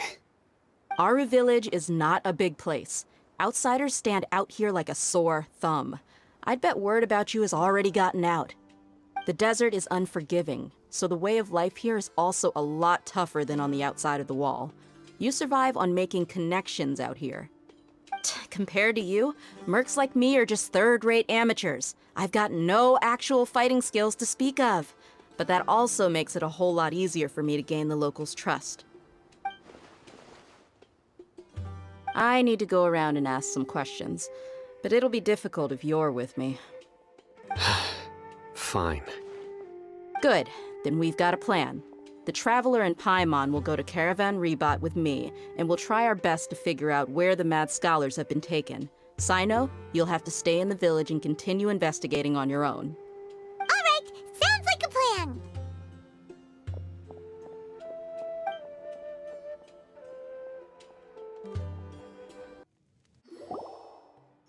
Well, here we are again. Sounds like you're starting to get familiar with the area. Paimon's amazed every time we see the wall of Samiel.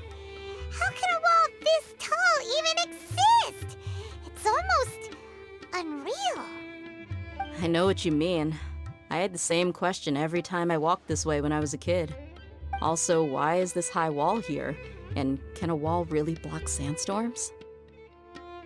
It was only after I grew up that I realized the wall of Samiel isn't just there to keep out the sandstorms.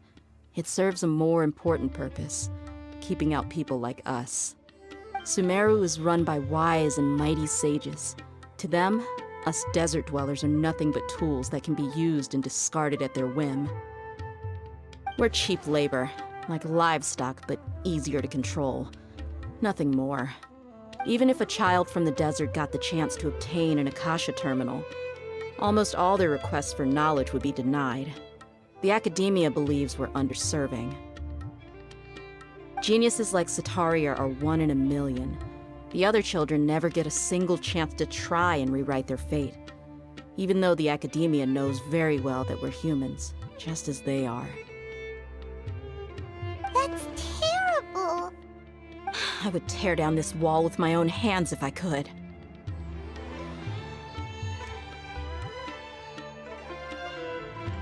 Hey, Dia. You're not thinking about doing anything scary, are you? No, not at all. This place just gets me thinking, that's all.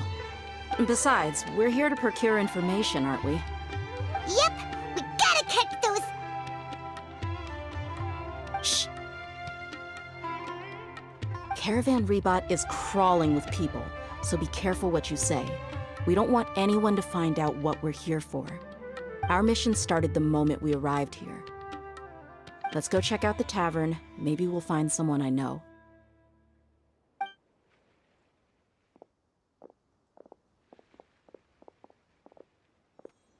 Just our luck.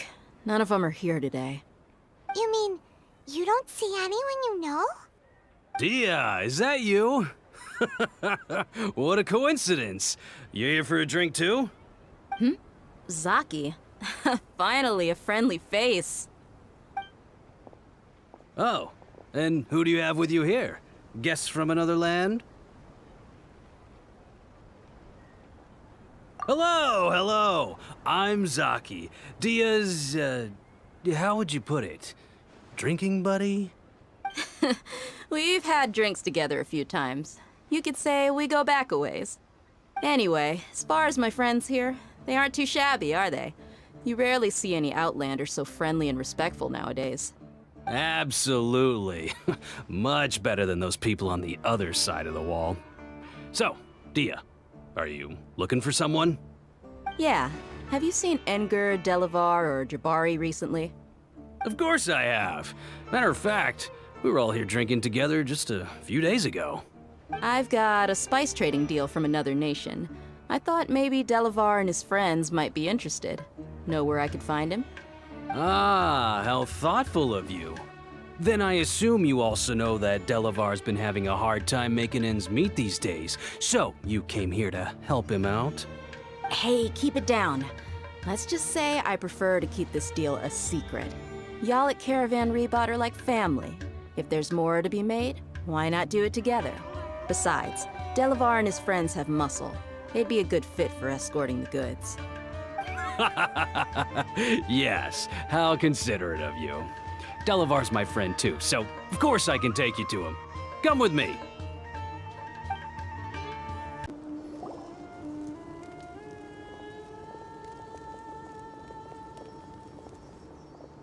Are we there yet? Yep, this is the place. This place is practically deserted. What are they doing in a place like this?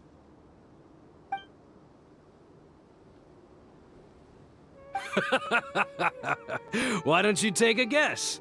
Go on, a wild stab in the dark. You're like lambs to the slaughter. Oh no! It's an ambush! What's this all about, Zaki? Come on, Dia. You really think we didn't hear about what you said back in Aru Village? The boys have kept a close eye on you from the moment you set foot there. Not only do I know that you're looking for Delavar, I also know that you've teamed up with people from the Academia to look for the missing scholars. So, you've been watching us from the very beginning? Uh-oh. Paimon knew leaving Sino behind was a mistake! And you left the strongest one in the village, didn't you? Who do you think you are? You really thought we'd fall for your little business deal nonsense? So you and Delavar have been partners all along. Dia, I guess it's only natural for a traveling mercenary like you to be out of the loop. Those of us who hang around the tavern have stronger bonds than you think. But you got one thing right. We're all looking forward to an uprising in Sumeru. There's nothing more we'd like to see than the desert folk overthrowing the Academia. If that's the case, then I'm sure Delavar wouldn't miss a second of it. I'll be honest with you. If it weren't for what you said in the village, your little monologue about the Wall of Samiel would have convinced me that you're one of us. Delavar. And Engar, you're here too, huh? Long time no see, Miss Mercenary. You should have known the traitors are what us followers of the Scarlet King despise the most. Dia, I thought that you, a fellow desert dweller, would understand that the Scarlet King is greater than the Dendro Archon. Little did I know, you don't deserve to join us. Yeah, gee, what a missed opportunity. Adopting radical views and kidnapping innocent scholars, all because of some baseless rumors. Anything else I'm missing out on? See? There you have it. Mercenaries are just a bunch of faithless scum with only one thing on their minds. Mora. Pathetic. You're all like a pack of street rats. You're not wrong. Mercenaries are driven by Mora, and my faith lies with whoever's paying me. As long as there's a profit to be made, anyone can become my friend. Enough talking! Get him!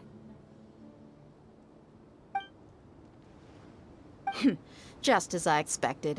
Let's teach him a lesson, traveler.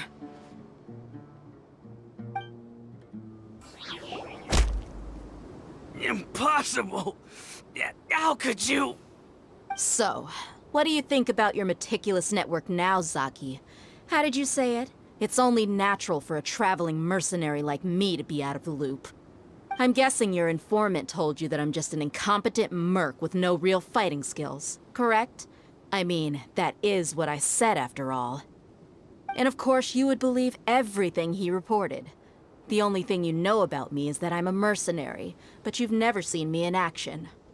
Even though you heard we went to handle monsters together, you believed that Candace was the only one doing all the real fighting. That so-called Flame Main is just a fraud. She admitted it herself. She just uses her connections to gain the trust of others. That's what you thought, right? Ugh. You lied in the village because you figured that we'd have people watching you. And you were stupid enough to fall for it. I figured as much the first time we drank together. You all thought you were so smart. Pathetic. Okay, that should be all of them. Whoa! So you've been planning this since we were in Aru Village? No task can be done without preparation. I just happened to notice a couple suspicious-looking people while you were out investigating. Oh, but instead of catching them right away, you let them report back. Those two who were snooping around were just a couple small fries. If we want to get the real catch, we have to be patient and give it some time. Oh, you mean the funny name she mentioned back in Uncle Ampu's house? The wide-eyed butcher, scar-riddled bandit, That's just a bunch of drunk talk. Edgar and Delavar like to talk themselves up when they're drinking. Edgar, the wide-eyed butcher, and Delavar, the scar-riddled bandit, are the nicknames they came up with for themselves. Alcohol has a way of making people share what they really think. So Edgar and Delavar are always rambling in the tavern about how the Scarlet King is a superior deity. What about Zaki? He's just a numbskull who fell right into our trap. Zaki was probably the best hidden of them all. My initial plan was to find Delavar first, and then try to track him down. That's what you wanted to ask when we were at Uncle Anpu's house, right? Jabari is one of the villagers you talked to. You know, the one who wanted to treat Isak and his grandpa to some food. Wait, so he's a radical too? No, he isn't. I just needed to tack on a random villager name to make the eavesdropper think that I was making some wild guesses based on my impressions. Wow, what a genius idea! Well, that's an expert mercenary for you. Ah, you're too kind. It was straight from the usual playbook, if I'm honest. So, that thing you were saying before, is it really true? About what? About how mercenaries only care about Mora, and that anyone's a friend as long as there's a profit. Does that bother you? What makes you so sure?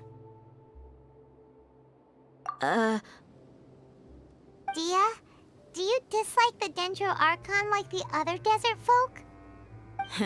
You two are pretty sharp. No, I don't have anything against the Dendro Archon. I've heard a lot of nice things about the Lesser Lord from Dunyarzad. I can understand her devotion and gratitude. Dunyarzad's just an ordinary person. There's no way a god would be so involved in the lives of everyday people, unless they were truly compassionate. I've begun to realize that the sages are behind everything that's happened recently. The radicals' blind belief in the Scarlet King, making the Dendro Archon out to be an enemy. It's all the Academia's trickery. But I see through it all. And unlike them, I can never be hostile towards anyone who's never done anything wrong. Dia. Anyway, looks like we're done with business here. Traveler, lend me a hand. Let's tie him up and bring him to the village.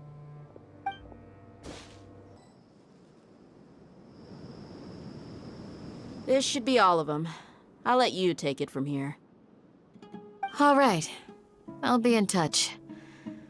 Until then, please stand by. Candace, do you need any help? Candace will be okay on her own. I trust her, so you can too. She's been guarding Aru Village for quite some time now. If anyone is qualified to question the offenders, it's her. While I'm questioning them, why don't you pass some time by exploring the area? I'll meet you back here tomorrow morning, Traveler. As for these idiots, let's just hope they live to see another day. Hey, Dia!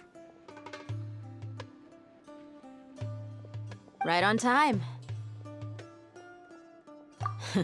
We'll know any moment now. Paimon's been wondering. You seem to know Candace pretty well. Have you been friends for a long time?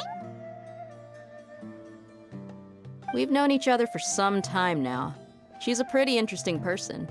Even though she's an extremely strong warrior, she never misuses her powers against others. Oh, Paimon everyone knows what you mean. Like a lot of martial artists say, never take the fight outside the ring. Yep, I guess you can put it that way. It takes strong convictions to be as dedicated as she is, and shoulder that kind of responsibility. Us mercs, on the other hand, we pretty much live from one day to the next. Well, Paimon thinks you're great too. Really? Thanks for that.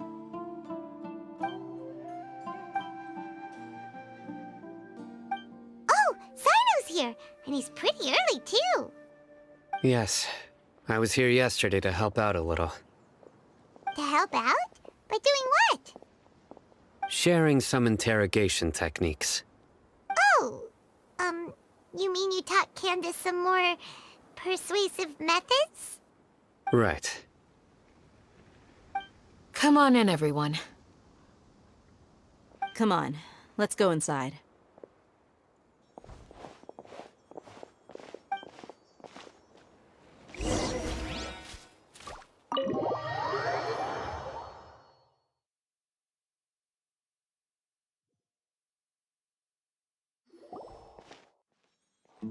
Candace, where? Whoa, you look furious. Do I? Huh. What gave it away? Oh, there's no mask that can hide true bloodlust. Cover up your eyes, and it'll still show itself at the corners of your mouth. Perhaps I need to work on my composure. Still, it's perfectly understandable why I'm angry. I'm sure everyone present would agree. Yes, ma'am. Please, don't beat us anymore. We're gonna die. Well, looks like Sino taught her well.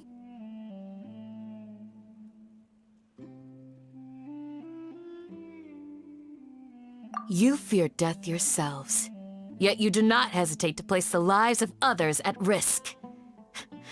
The absurdity is mind-boggling. The ones you call mad scholars are known to us as the Village Keepers.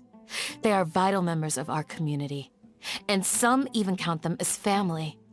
You come here, to my village, and you treat my people as nothing more than stepping stones towards your goal. Tell me, what would you do to you in my position? Mercy! Please have mercy! You've made your bed. We may both be desert dwellers, but there is one thing that I understand better than you. The resurrection of the Scarlet King will only result in war. And war serves no one. The people of Aru Village care little about which god is in power. Life may be tough and tiring, but we wish to preserve our way of life.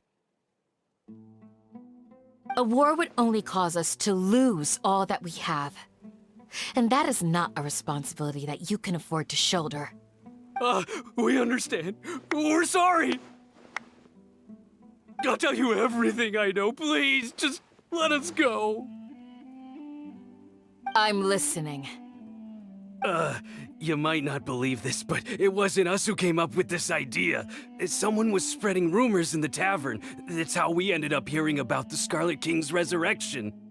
Some mystery man told us that mad scholars will make the perfect sacrifice to usher in the Scarlet King's resurrection. They give their lives, and we can get anything we wish for.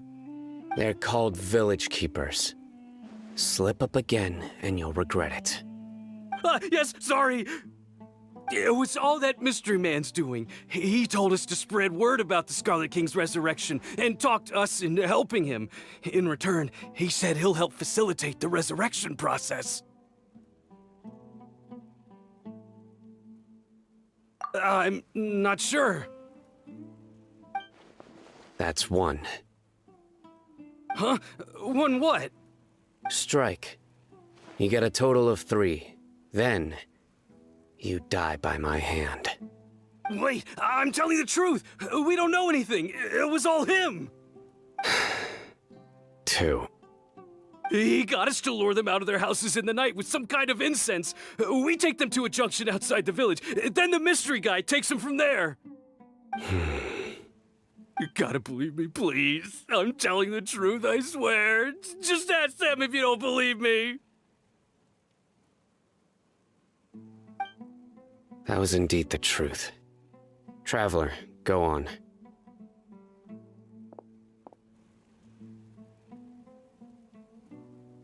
You have to believe me. If I knew that, I would have told you his name right away. I'm not risking another beating to keep his secrets. No way. That guy, he wears a cloak, and he's always careful to cover his face. He calls himself the Scarlet King's envoy. I believe I may know what's going on. Uncle Anpu? What do you mean?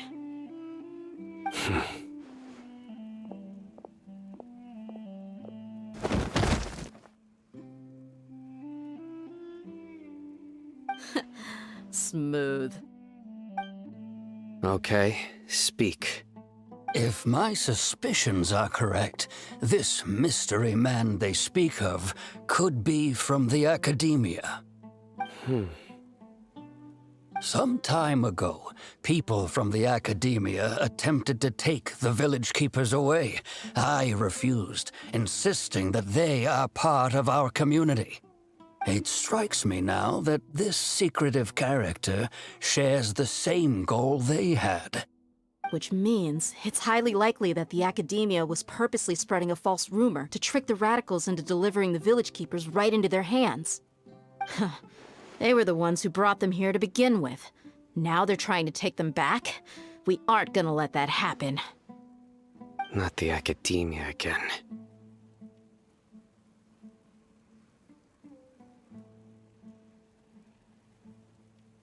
Just as I thought. But what could they want with the village keepers? People are nothing but tools in the eyes of the Academia. A change in their plans likely means they found another way to exploit the scholars. Regardless, our top priority now is locating the village keepers. You're right. Isak is still waiting for news on his grandpa. Time to go. Let's leave the village and try to track them down. Yes. Pack up and get ready to leave. You got it. Candace, I'll let you deal with the radicals. Leave everything outside the village to us. All right. Let's meet back here once everyone's ready.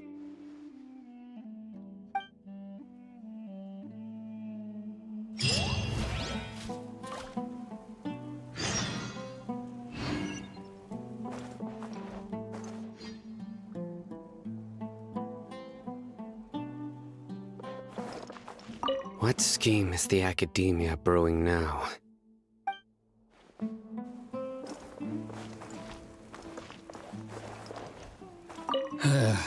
I just hope everyone's all right. You look worried. Thinking about the village keepers? Yes.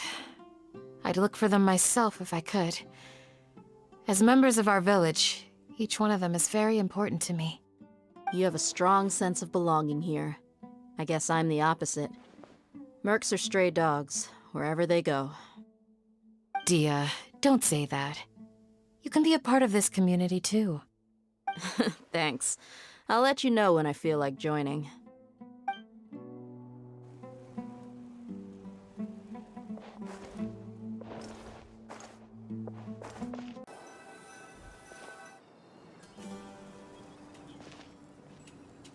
Let's get some food in us and then we'll... Whoa! Where did you come from? Well, as you can see, I am merely sitting here and reviewing what we have deduced thus far. You were gone for ages, and now you're suddenly sitting here musing to yourself? Where have you been anyway?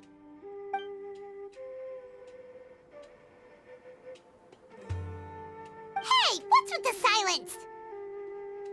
You never think things through before asking questions. I'm giving you some time to make up for that. Paimon's so mad! Paimon's gonna give you an ugly nickname!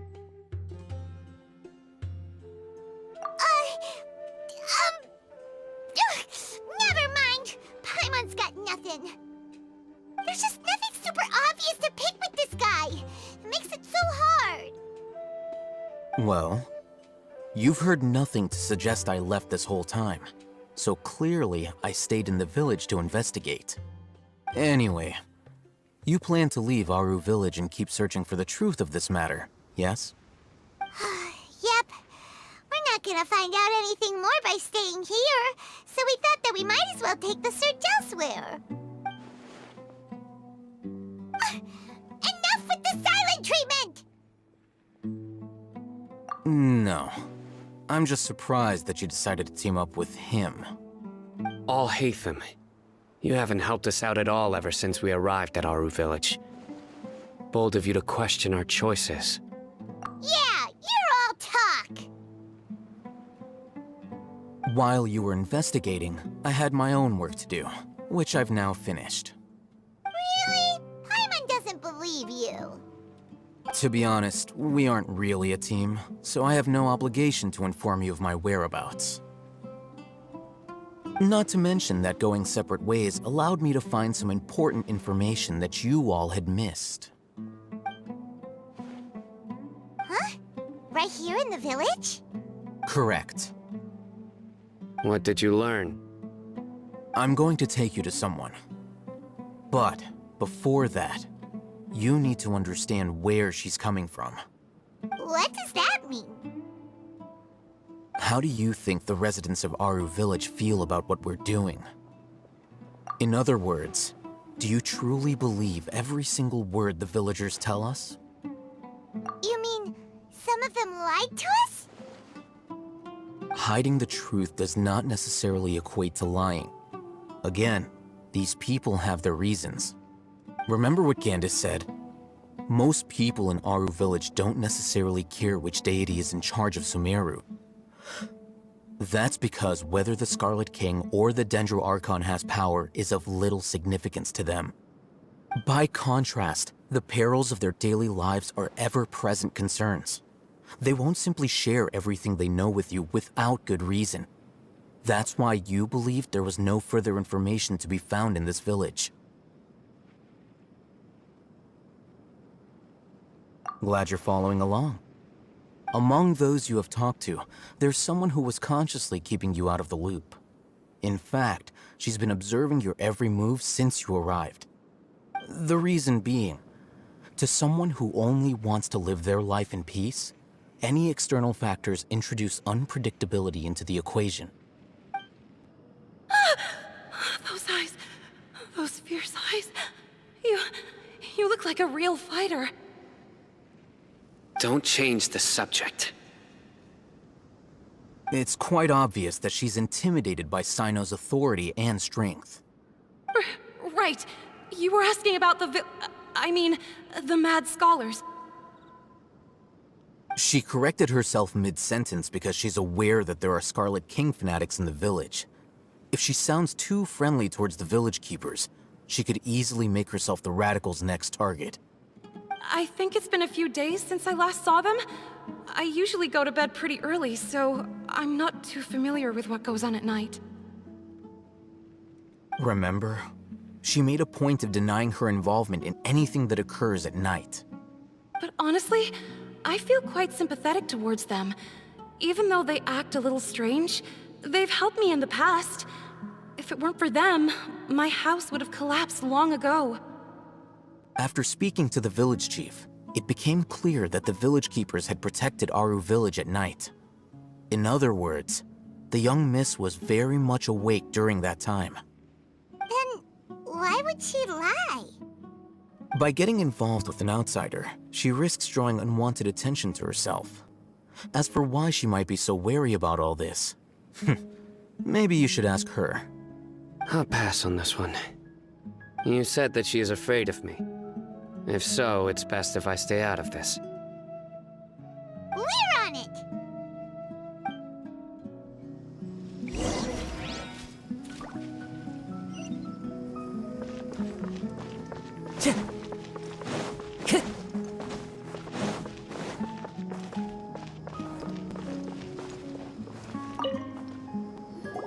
Miss Shawnee, as we discussed earlier, I've brought someone with me. Mr. Alhaitham, I'm aware of where you stand, but How can I make sure that your friends think the same as you? Huh? What do you mean? We need to clarify our stance or something? Go ahead and talk to her. You'll get the answers you want. Go on. Earn her trust. Is it really that simple? May I call you Traveler? Hi, Traveler. I want to ask you something. Do you think the resurrection of the Scarlet King can truly change Sumeru for the better? Why's that? That's very similar to what Miss Candace says. I know you two are friends. That's why I'm willing to talk to you, even though I do have some reservations. Before, I wouldn't even have the courage to ask something like this. Traveler, do you believe our lives will get better?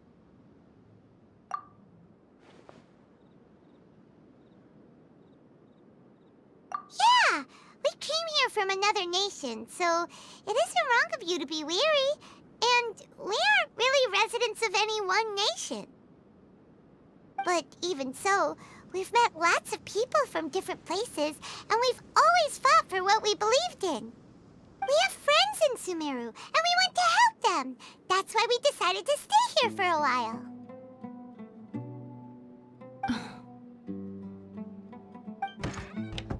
I want to trust you. My apologies for posing my questions like that. To be honest, I didn't expect you to come back for more information. Alhaitham told us you have your reasons. It's okay. We understand. The fact is that only one side of my family is desert folk. I don't really fit in anywhere in Sumeru. Some believe in the Dendro Archon, while others believe in the Scarlet King. I don't belong to either side, and neither side would want me. Speaking of which, the Radicals mentioned that they despise traitors. Do they just think that anyone who's different from them is a traitor? Yeah. Some people can be so narrow-minded when it comes to bloodline and beliefs. It makes no difference what I say or how I behave. I'll always be suspected of having ulterior motives. Slowly, I just stopped talking to people. I pretended not to hear or see anything. All I want is to live my life in peace. And then it happened. The village keepers who had helped me disappeared with no explanation, and I didn't dare breathe a word about it to anyone. Until now. You can tell them. I'm sure he'll keep your secret. All right. I'll tell you what I told Alhaitham. I actually have a sharper sense of hearing than most. Sometimes, I hear strange crying sounds in the night. There are ghosts? Perhaps. I'm not sure. It's faint, but it's definitely the sound of crying. It comes from far away in the distance, and always carries very raw emotion. It used to be louder and more frequent, but ever since you arrived in the village, it doesn't seem to happen as often, and when it does, it's much quieter. I have to focus really hard to make it out. I confirmed this with the guards on night duty. They also have someone with a good ear, and he's heard similar sounds at night. But, because we're in the middle of a desert, he would rather believe that they are the cries of beasts than ghosts. There's really nothing around these parts, except for an old hospital not far from the village. I think they used to use it for treating Elazar, but it's been abandoned for years. Yeah, let's go! Whew. They were easier to deal with than Paimon had expected. Super strong bandits? Or monsters taller than buildings dropping out of the sky? Or, something like that. He looks super serious. We gotta stay on our A game too. This is the one.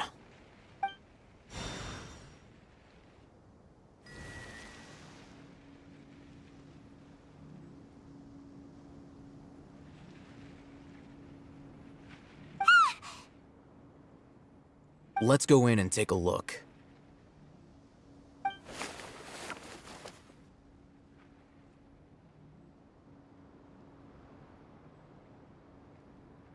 Hey, Hatham, we haven't found squat. Are you sure we aren't wasting our time here? Patience. Shawnee says she only hears the crying at night. We have time to burn. Until then, I'm taking a break. And just like that, he sits down. Wait, he even brought a book to read? What are you reading? Let Paimon see! Okay, sure. Huh? The natural position, which is the positional propensity of an entity in natural motion in contrast with an object in forced motion? Huh? When free from external influences, every entity displays the tendency to follow its natural trajectory? So, you got that? Oh, Paimon gives up. You keep reading your book. See ya! How is he so relaxed? Look at him, reading an impossible book in a creepy place like this.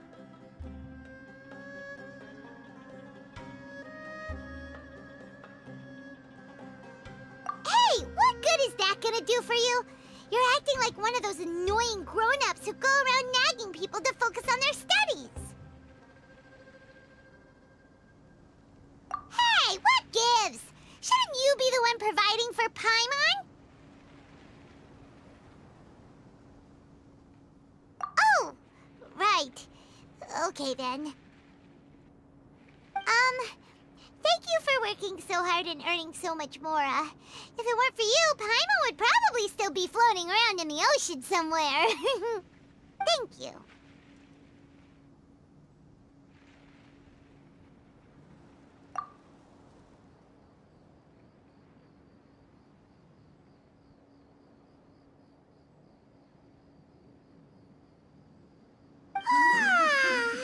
Paimon's getting so sleepy. Huh? What was that sound? There it is.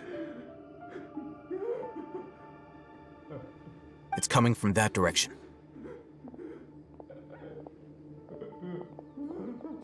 Is the sound coming from here? Huh. Paimon's not seeing anything.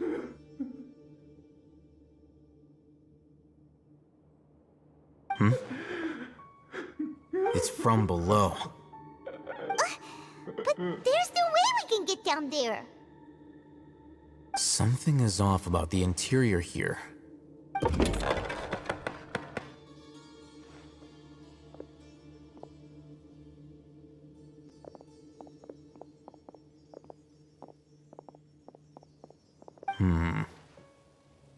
As I thought, there's a hidden structure. Wow. It's like they tucked another hospital into this one. Oh, it looks like there are other mechanisms around here. Let's keep exploring. Huh? Look, there's someone over there. Good idea. Let's approach him slowly without alarming him.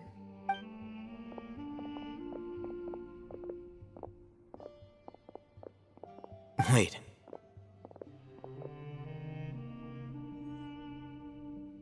You're...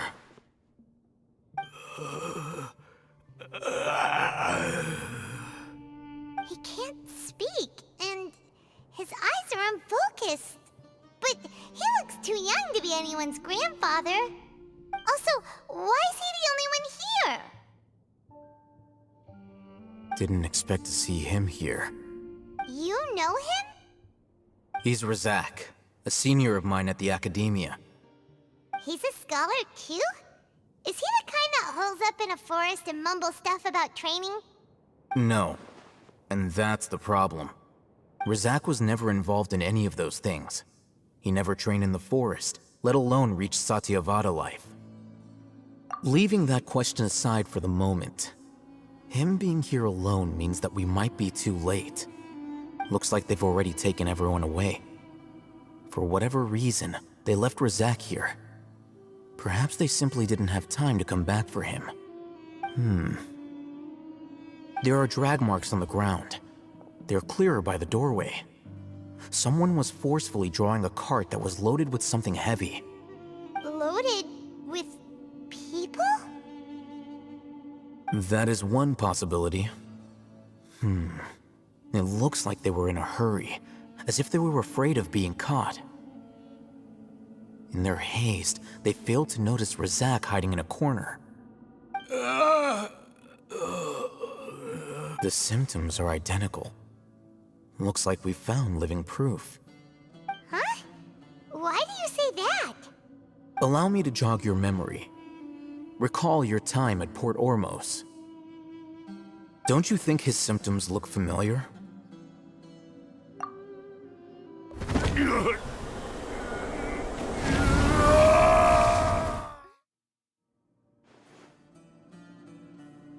Oh, now that you mention it, they're acting the same way.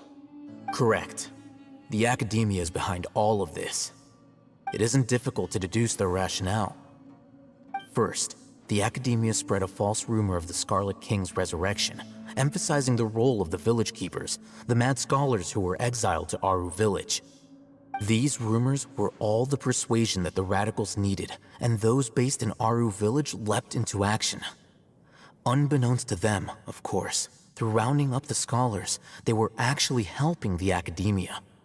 As well as being able to exploit the Radicals for their own ends, this scheme has one further advantage to the Academia. All the risks and responsibilities are offloaded onto the Scarlet King's followers. Life for the Desert Dwellers has been brutal ever since the Scarlet King's death all those years ago. Beneath the surface, feelings of desperation are widespread. Many would give everything they have for the prospect of something better. Anyone looking to exploit that for their own ends simply needs to make a few empty promises. Even if complications arise, people will see that those involved are all followers of the Scarlet King and look for no further explanation than differences of belief. A deep-seated mistrust of the desert and everyone in it by the rest of Sumeru will make sure of that. The notion of an Academia plot wouldn't even cross their minds. It may seem like a simple strategy, but it is able to work wonders under Sumeru's current circumstances. Oh, that makes a lot of sense. It's in line with the village chief's theory, too. But there's still one very important question. Wasn't it the Academia that brought the scholars to Aru Village in the first place? Why does it want them back now? Throughout this process, one thing has changed. The scholars' identity. First, they were scholars. Then, they became lunatics. After that, they were exiles. And finally, they become missing persons. An exile is still patently a living, breathing human being. But when someone becomes a missing person, that is brought into question. If you can't find someone, you have no way of knowing what exactly happened to them. That makes missing people an ideal resource. Resource? For what exactly? One possibility is that the information in their brains could be extracted into knowledge capsules. Extracted? You mean canned knowledge comes from people's brains? With the technology of the Sumeru Academia, it's entirely possible.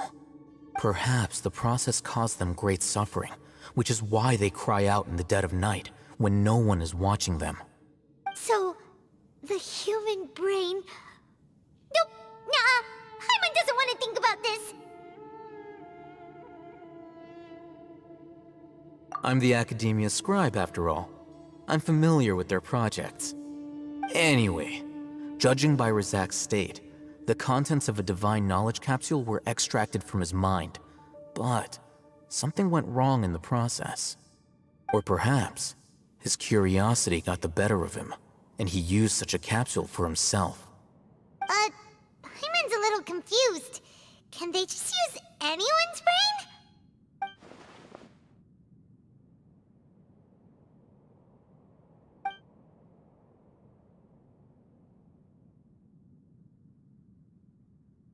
The look on your face tells me you've realized the answer.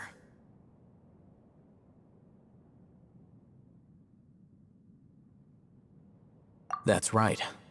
To some scholars, gaining knowledge about the gods is their entire life's pursuit. Extracting canned knowledge is just one of the extreme measures they turn to. However, I can't help but wonder, what do they seek to gain from divine knowledge?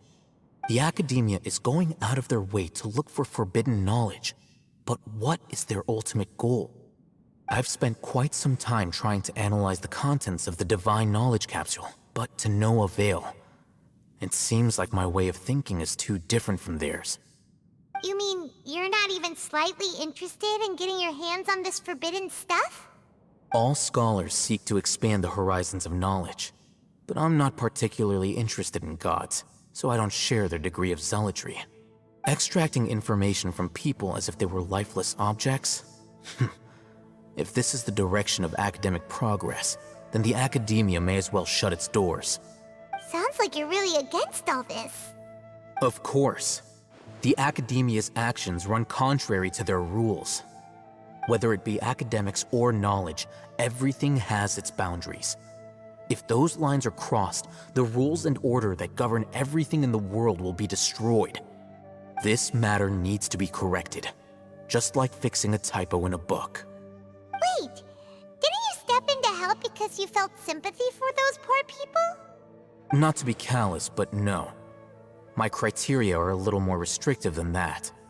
There is no shortage of suffering in Sumeru, and the same can be said for the rest of Teyvat as well. What do you plan to do about that? Save every last person?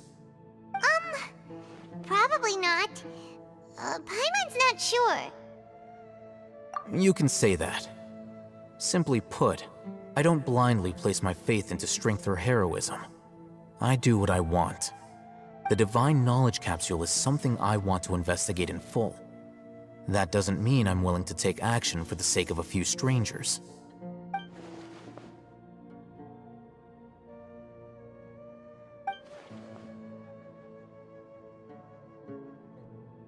Paimon's been wanting to say this for a while.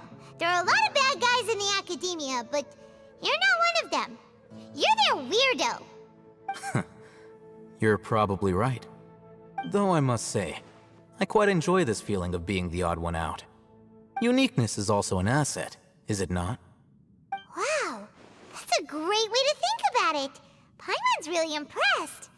If only Miss Shani had a similar mindset, her life would definitely be a lot easier. I'm just a more likable person than her in general. There's nothing more to it than that.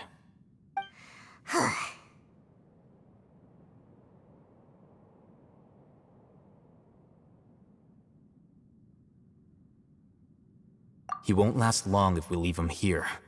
Let's take him with us. We'll work out our next step after we return to Aru Village. We're back! You must be tired. You should rest and take some water. What's the situation? Who's this? Unfortunately, somebody who's too young to take on the role of Isak's grandfather. Nevertheless, he's one of the people we're trying to find.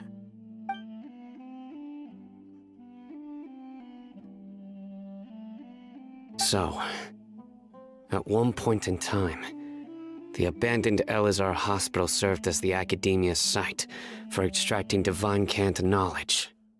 Yep, pretty much. Their plan must have been implemented at some point before we arrived at Aru Village, since divine cant knowledge has been in circulation for a while now. Yet, they fled once we were headed to the village, almost as if they knew we were on their trail. Why is that? Yeah, why is that? We may have a mole in our midst. One of us could be secretly revealing our whereabouts to the academia. Huh? Are our friendships that shallow? Looks like none of you have realized wherein lies the issue. Sino, you're the reason why they can predict our movements. Wait, what's that supposed to mean? Choose your next words very carefully. It is simply a logical inference. I have my reasons. So what you're saying is, Sino's the mole. Interesting. And here I thought you were the most suspicious one, Alhaitham, since you were always acting alone. I know. You have a point. But I realized something as we were returning from the hospital. Sino isn't like any of us. What are you trying to say? Do you still remember who you are, General Mahamatra? As a Matra, you are no doubt privy to certain kinds of information. Before you can take action against someone, you are required to have all the facts available, including the less than savory details. Simply put, the academia has traditionally allowed you access to a wealth of sensitive information. Knowing their modus operandi, wouldn't you expect them to take precautions against you? If you want to raise a vicious wolf, you need to make sure that you can avoid its bite. The academia is monitoring me? It's not that simple. The academia has eyes all over Sumeru, but they have a special protocol for dealing with you. Every so often comes a Nyagarbaha Day. On this day, the academia enters new information into the Akasha through knowledge capsules. I remember seeing the thick notebook next to the control panel once. Its contents were all about the General Mahamatra, his activities throughout the day, preferred methods of enacting judgment, everything. You're saying that the academia entered my information into the Akasha too? But what's the point in doing that? My actions aren't important enough to be added into the Akasha. The Akasha is capable of computation. The Akasha's algorithms are entirely capable of predicting your movements using the data entered. When you would depart, the route you would follow, your destination. It knew all of this. It predicted my every move. The academia has been watching you longer than you think. So that's how it is. Sino adheres to his principles so strongly that he's actually a thorn in their side. Tenacity of will and steadfast faith are worthless to the academia. They need scholars who are easily pliable and mindlessly go after anything they can profit from. Sino, don't take it to heart. This just proves how much of a trustworthy ally you are. They escaped because of me. Don't blame yourself. It's not like any of us would have known. I have an idea. If they predicted my movements, then I might be able to guess where they went. Whoa, you bounced back fast. There is always an opportunity for safety after danger passes. Oh, so that's how it is! Paimon gets it now! If the academia is trying to avoid Sino, then the safest place would be... Yep, that's right! They'll want to proceed in the direction opposite of where I'm going.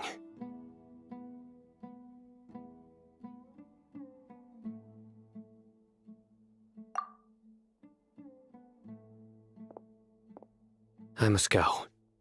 There's also something I want to investigate. Let's go, guys! After him! Please, wait! I want to go too! You want to go too? If so, you have to promise you'll stay safe. I want to find Grandpa. I promise I'll be careful and not cause any trouble. Everyone, I leave him in your hands. Yay! Let's go! Remember to pack some food with you! Paimon feels like we're missing someone, though. There's something here. What's this? It's buried in the sand. Looks like we'll need to roll up our sleeves and do some work. And Paimon thought running around everywhere was already enough work. Okay. So we have to dig it out? Whatever's down there looks like it's buried really deep. These are likely fragments of an Academia-developed device, something akin to a headset. Looks like there were more than one village keeper. They must have been escorted this way because there are device fragments scattered around here. Let's split up and search the area. Chances are that we'll find other things nearby.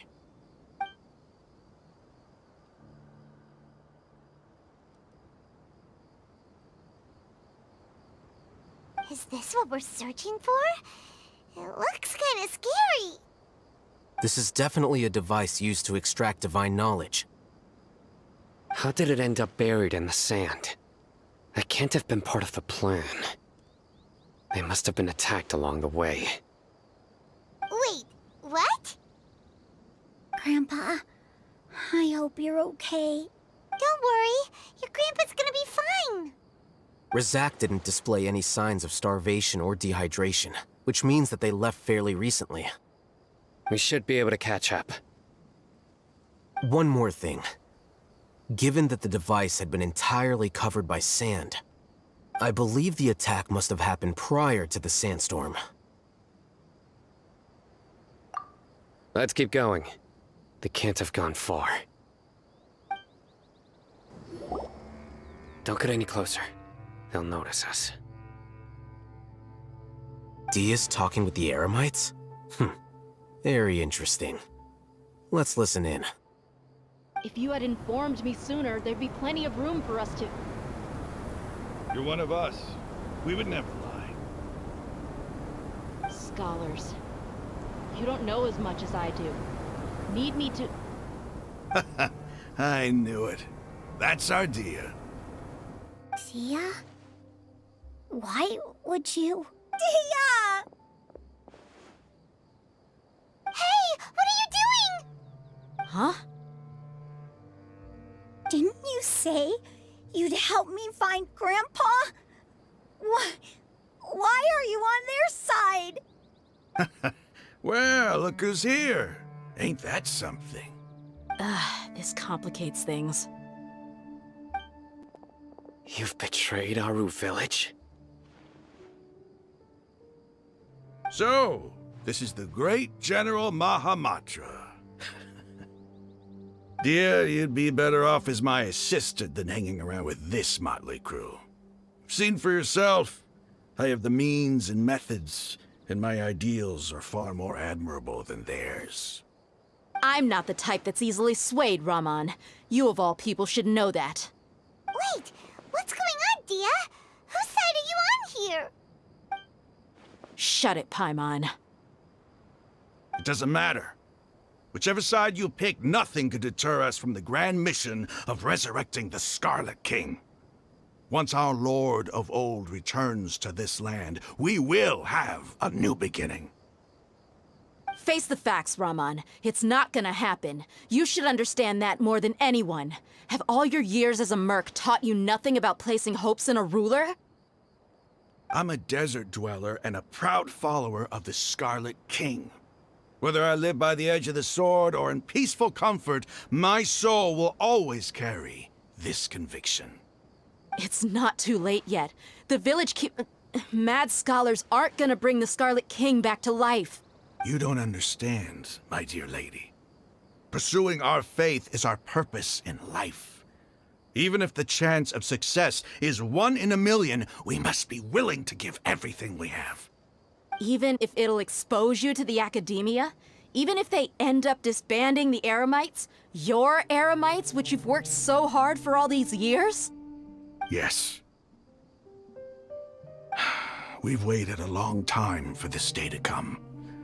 The sun and the moon no longer shine here. All you see now is cracks in this desiccated land. But fate has finally dealt me a hand to play against the Academia. With these scholars in our custody, we'll stomp the Academia's forces and fight our way beyond the wall of Samiel. Ridiculous. Think about it. The Academia controls the entirety of Sumeru. Your powers are negligible in comparison. If you still don't believe me, then try asking these two men. They're also against the Academia, but neither of them are as arrogant as you are. They look more like pawns of the Academia to me. Why would I listen to anything the people of Greater Lord Rukkhadevada have to say? Filthy traitors. Your god abandoned all honor and betrayed the Scarlet King. We desert dwellers will never trust the likes of you. It's impossible to communicate with someone so hostile. Perhaps we should. Do you really believe that by kidnapping the scholars, you'll be able to negotiate with the Academia? These people have no value as bargaining chips, but I could be persuaded to take their place as your next hostage. These scholars were exiled from the Academia. I, on the other hand, am their current scribe, and will be a much greater asset to you. Wait, you can't be serious. So, you want to trade places with the hostages, do you? Precisely. Any wise person would gladly accept my offer. What are you thinking? What if they decide to kill you instead? Well, that would be bad luck for me. However, I'd get the chance to observe the scholars, perhaps even find out the truth.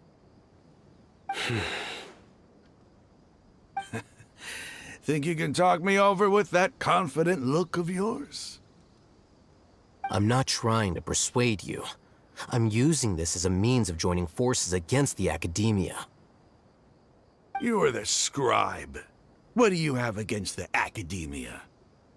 Not all desert dwellers believe in the Scarlet King, and the same applies to the Academia. Why must all knowledge seekers approve of the Academia's way of doing things?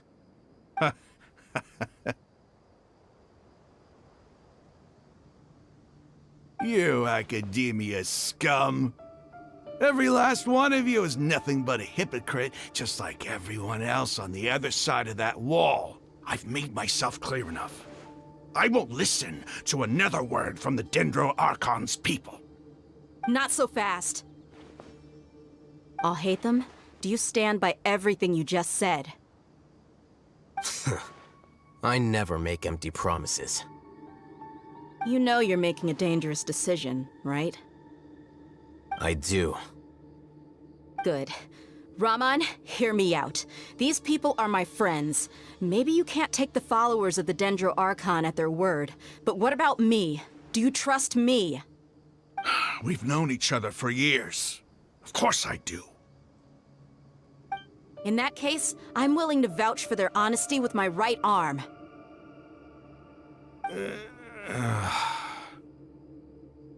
Come on, Raman, don't be a coward. If you're serious about taking on the Academia, you need to steel yourself. You can't be afraid. An arm from the Flame Mane. You've piqued my interest. But what if you refuse to oblige? What should I do then? No one's a fool here, Dia. We're mercs. And mercs don't tend to live long unless they have their wits about them. You're not wrong, but this is different. I promised my friends that we'd bring back the village keepers together. Let's do it right here, then. Give me your right arm as proof of your resolve. Don't listen to him! He's not even trying to negotiate! He just wants to make things more difficult! That's fine. Are you crazy? We came here to save lives. One arm for that many people is still a pretty good deal, if you ask me. Raman, I'm holding up my end of the deal here. You'd better not let me down. Sure. Go ahead and cut off her right arm. No! Dia! What are you gonna do? Think of something! You don't have to go this far. That's not for you to decide. Do it! Dia! Run!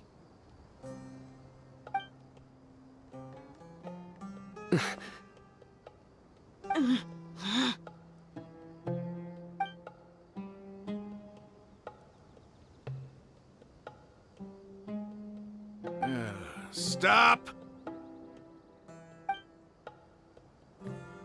What's wrong? Can't do it?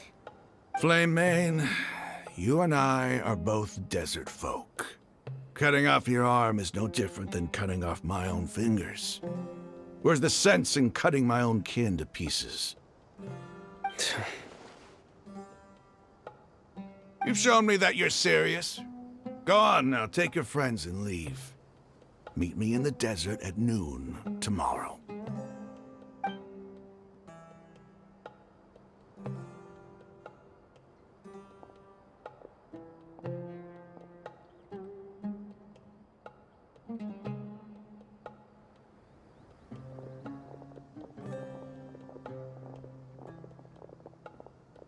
Phew. I was really counting on him not going through with it. Dia! That was crazy! Have you all lost your minds? What if he'd actually cut your arm off? Then I just have to hold my claymore with my left arm.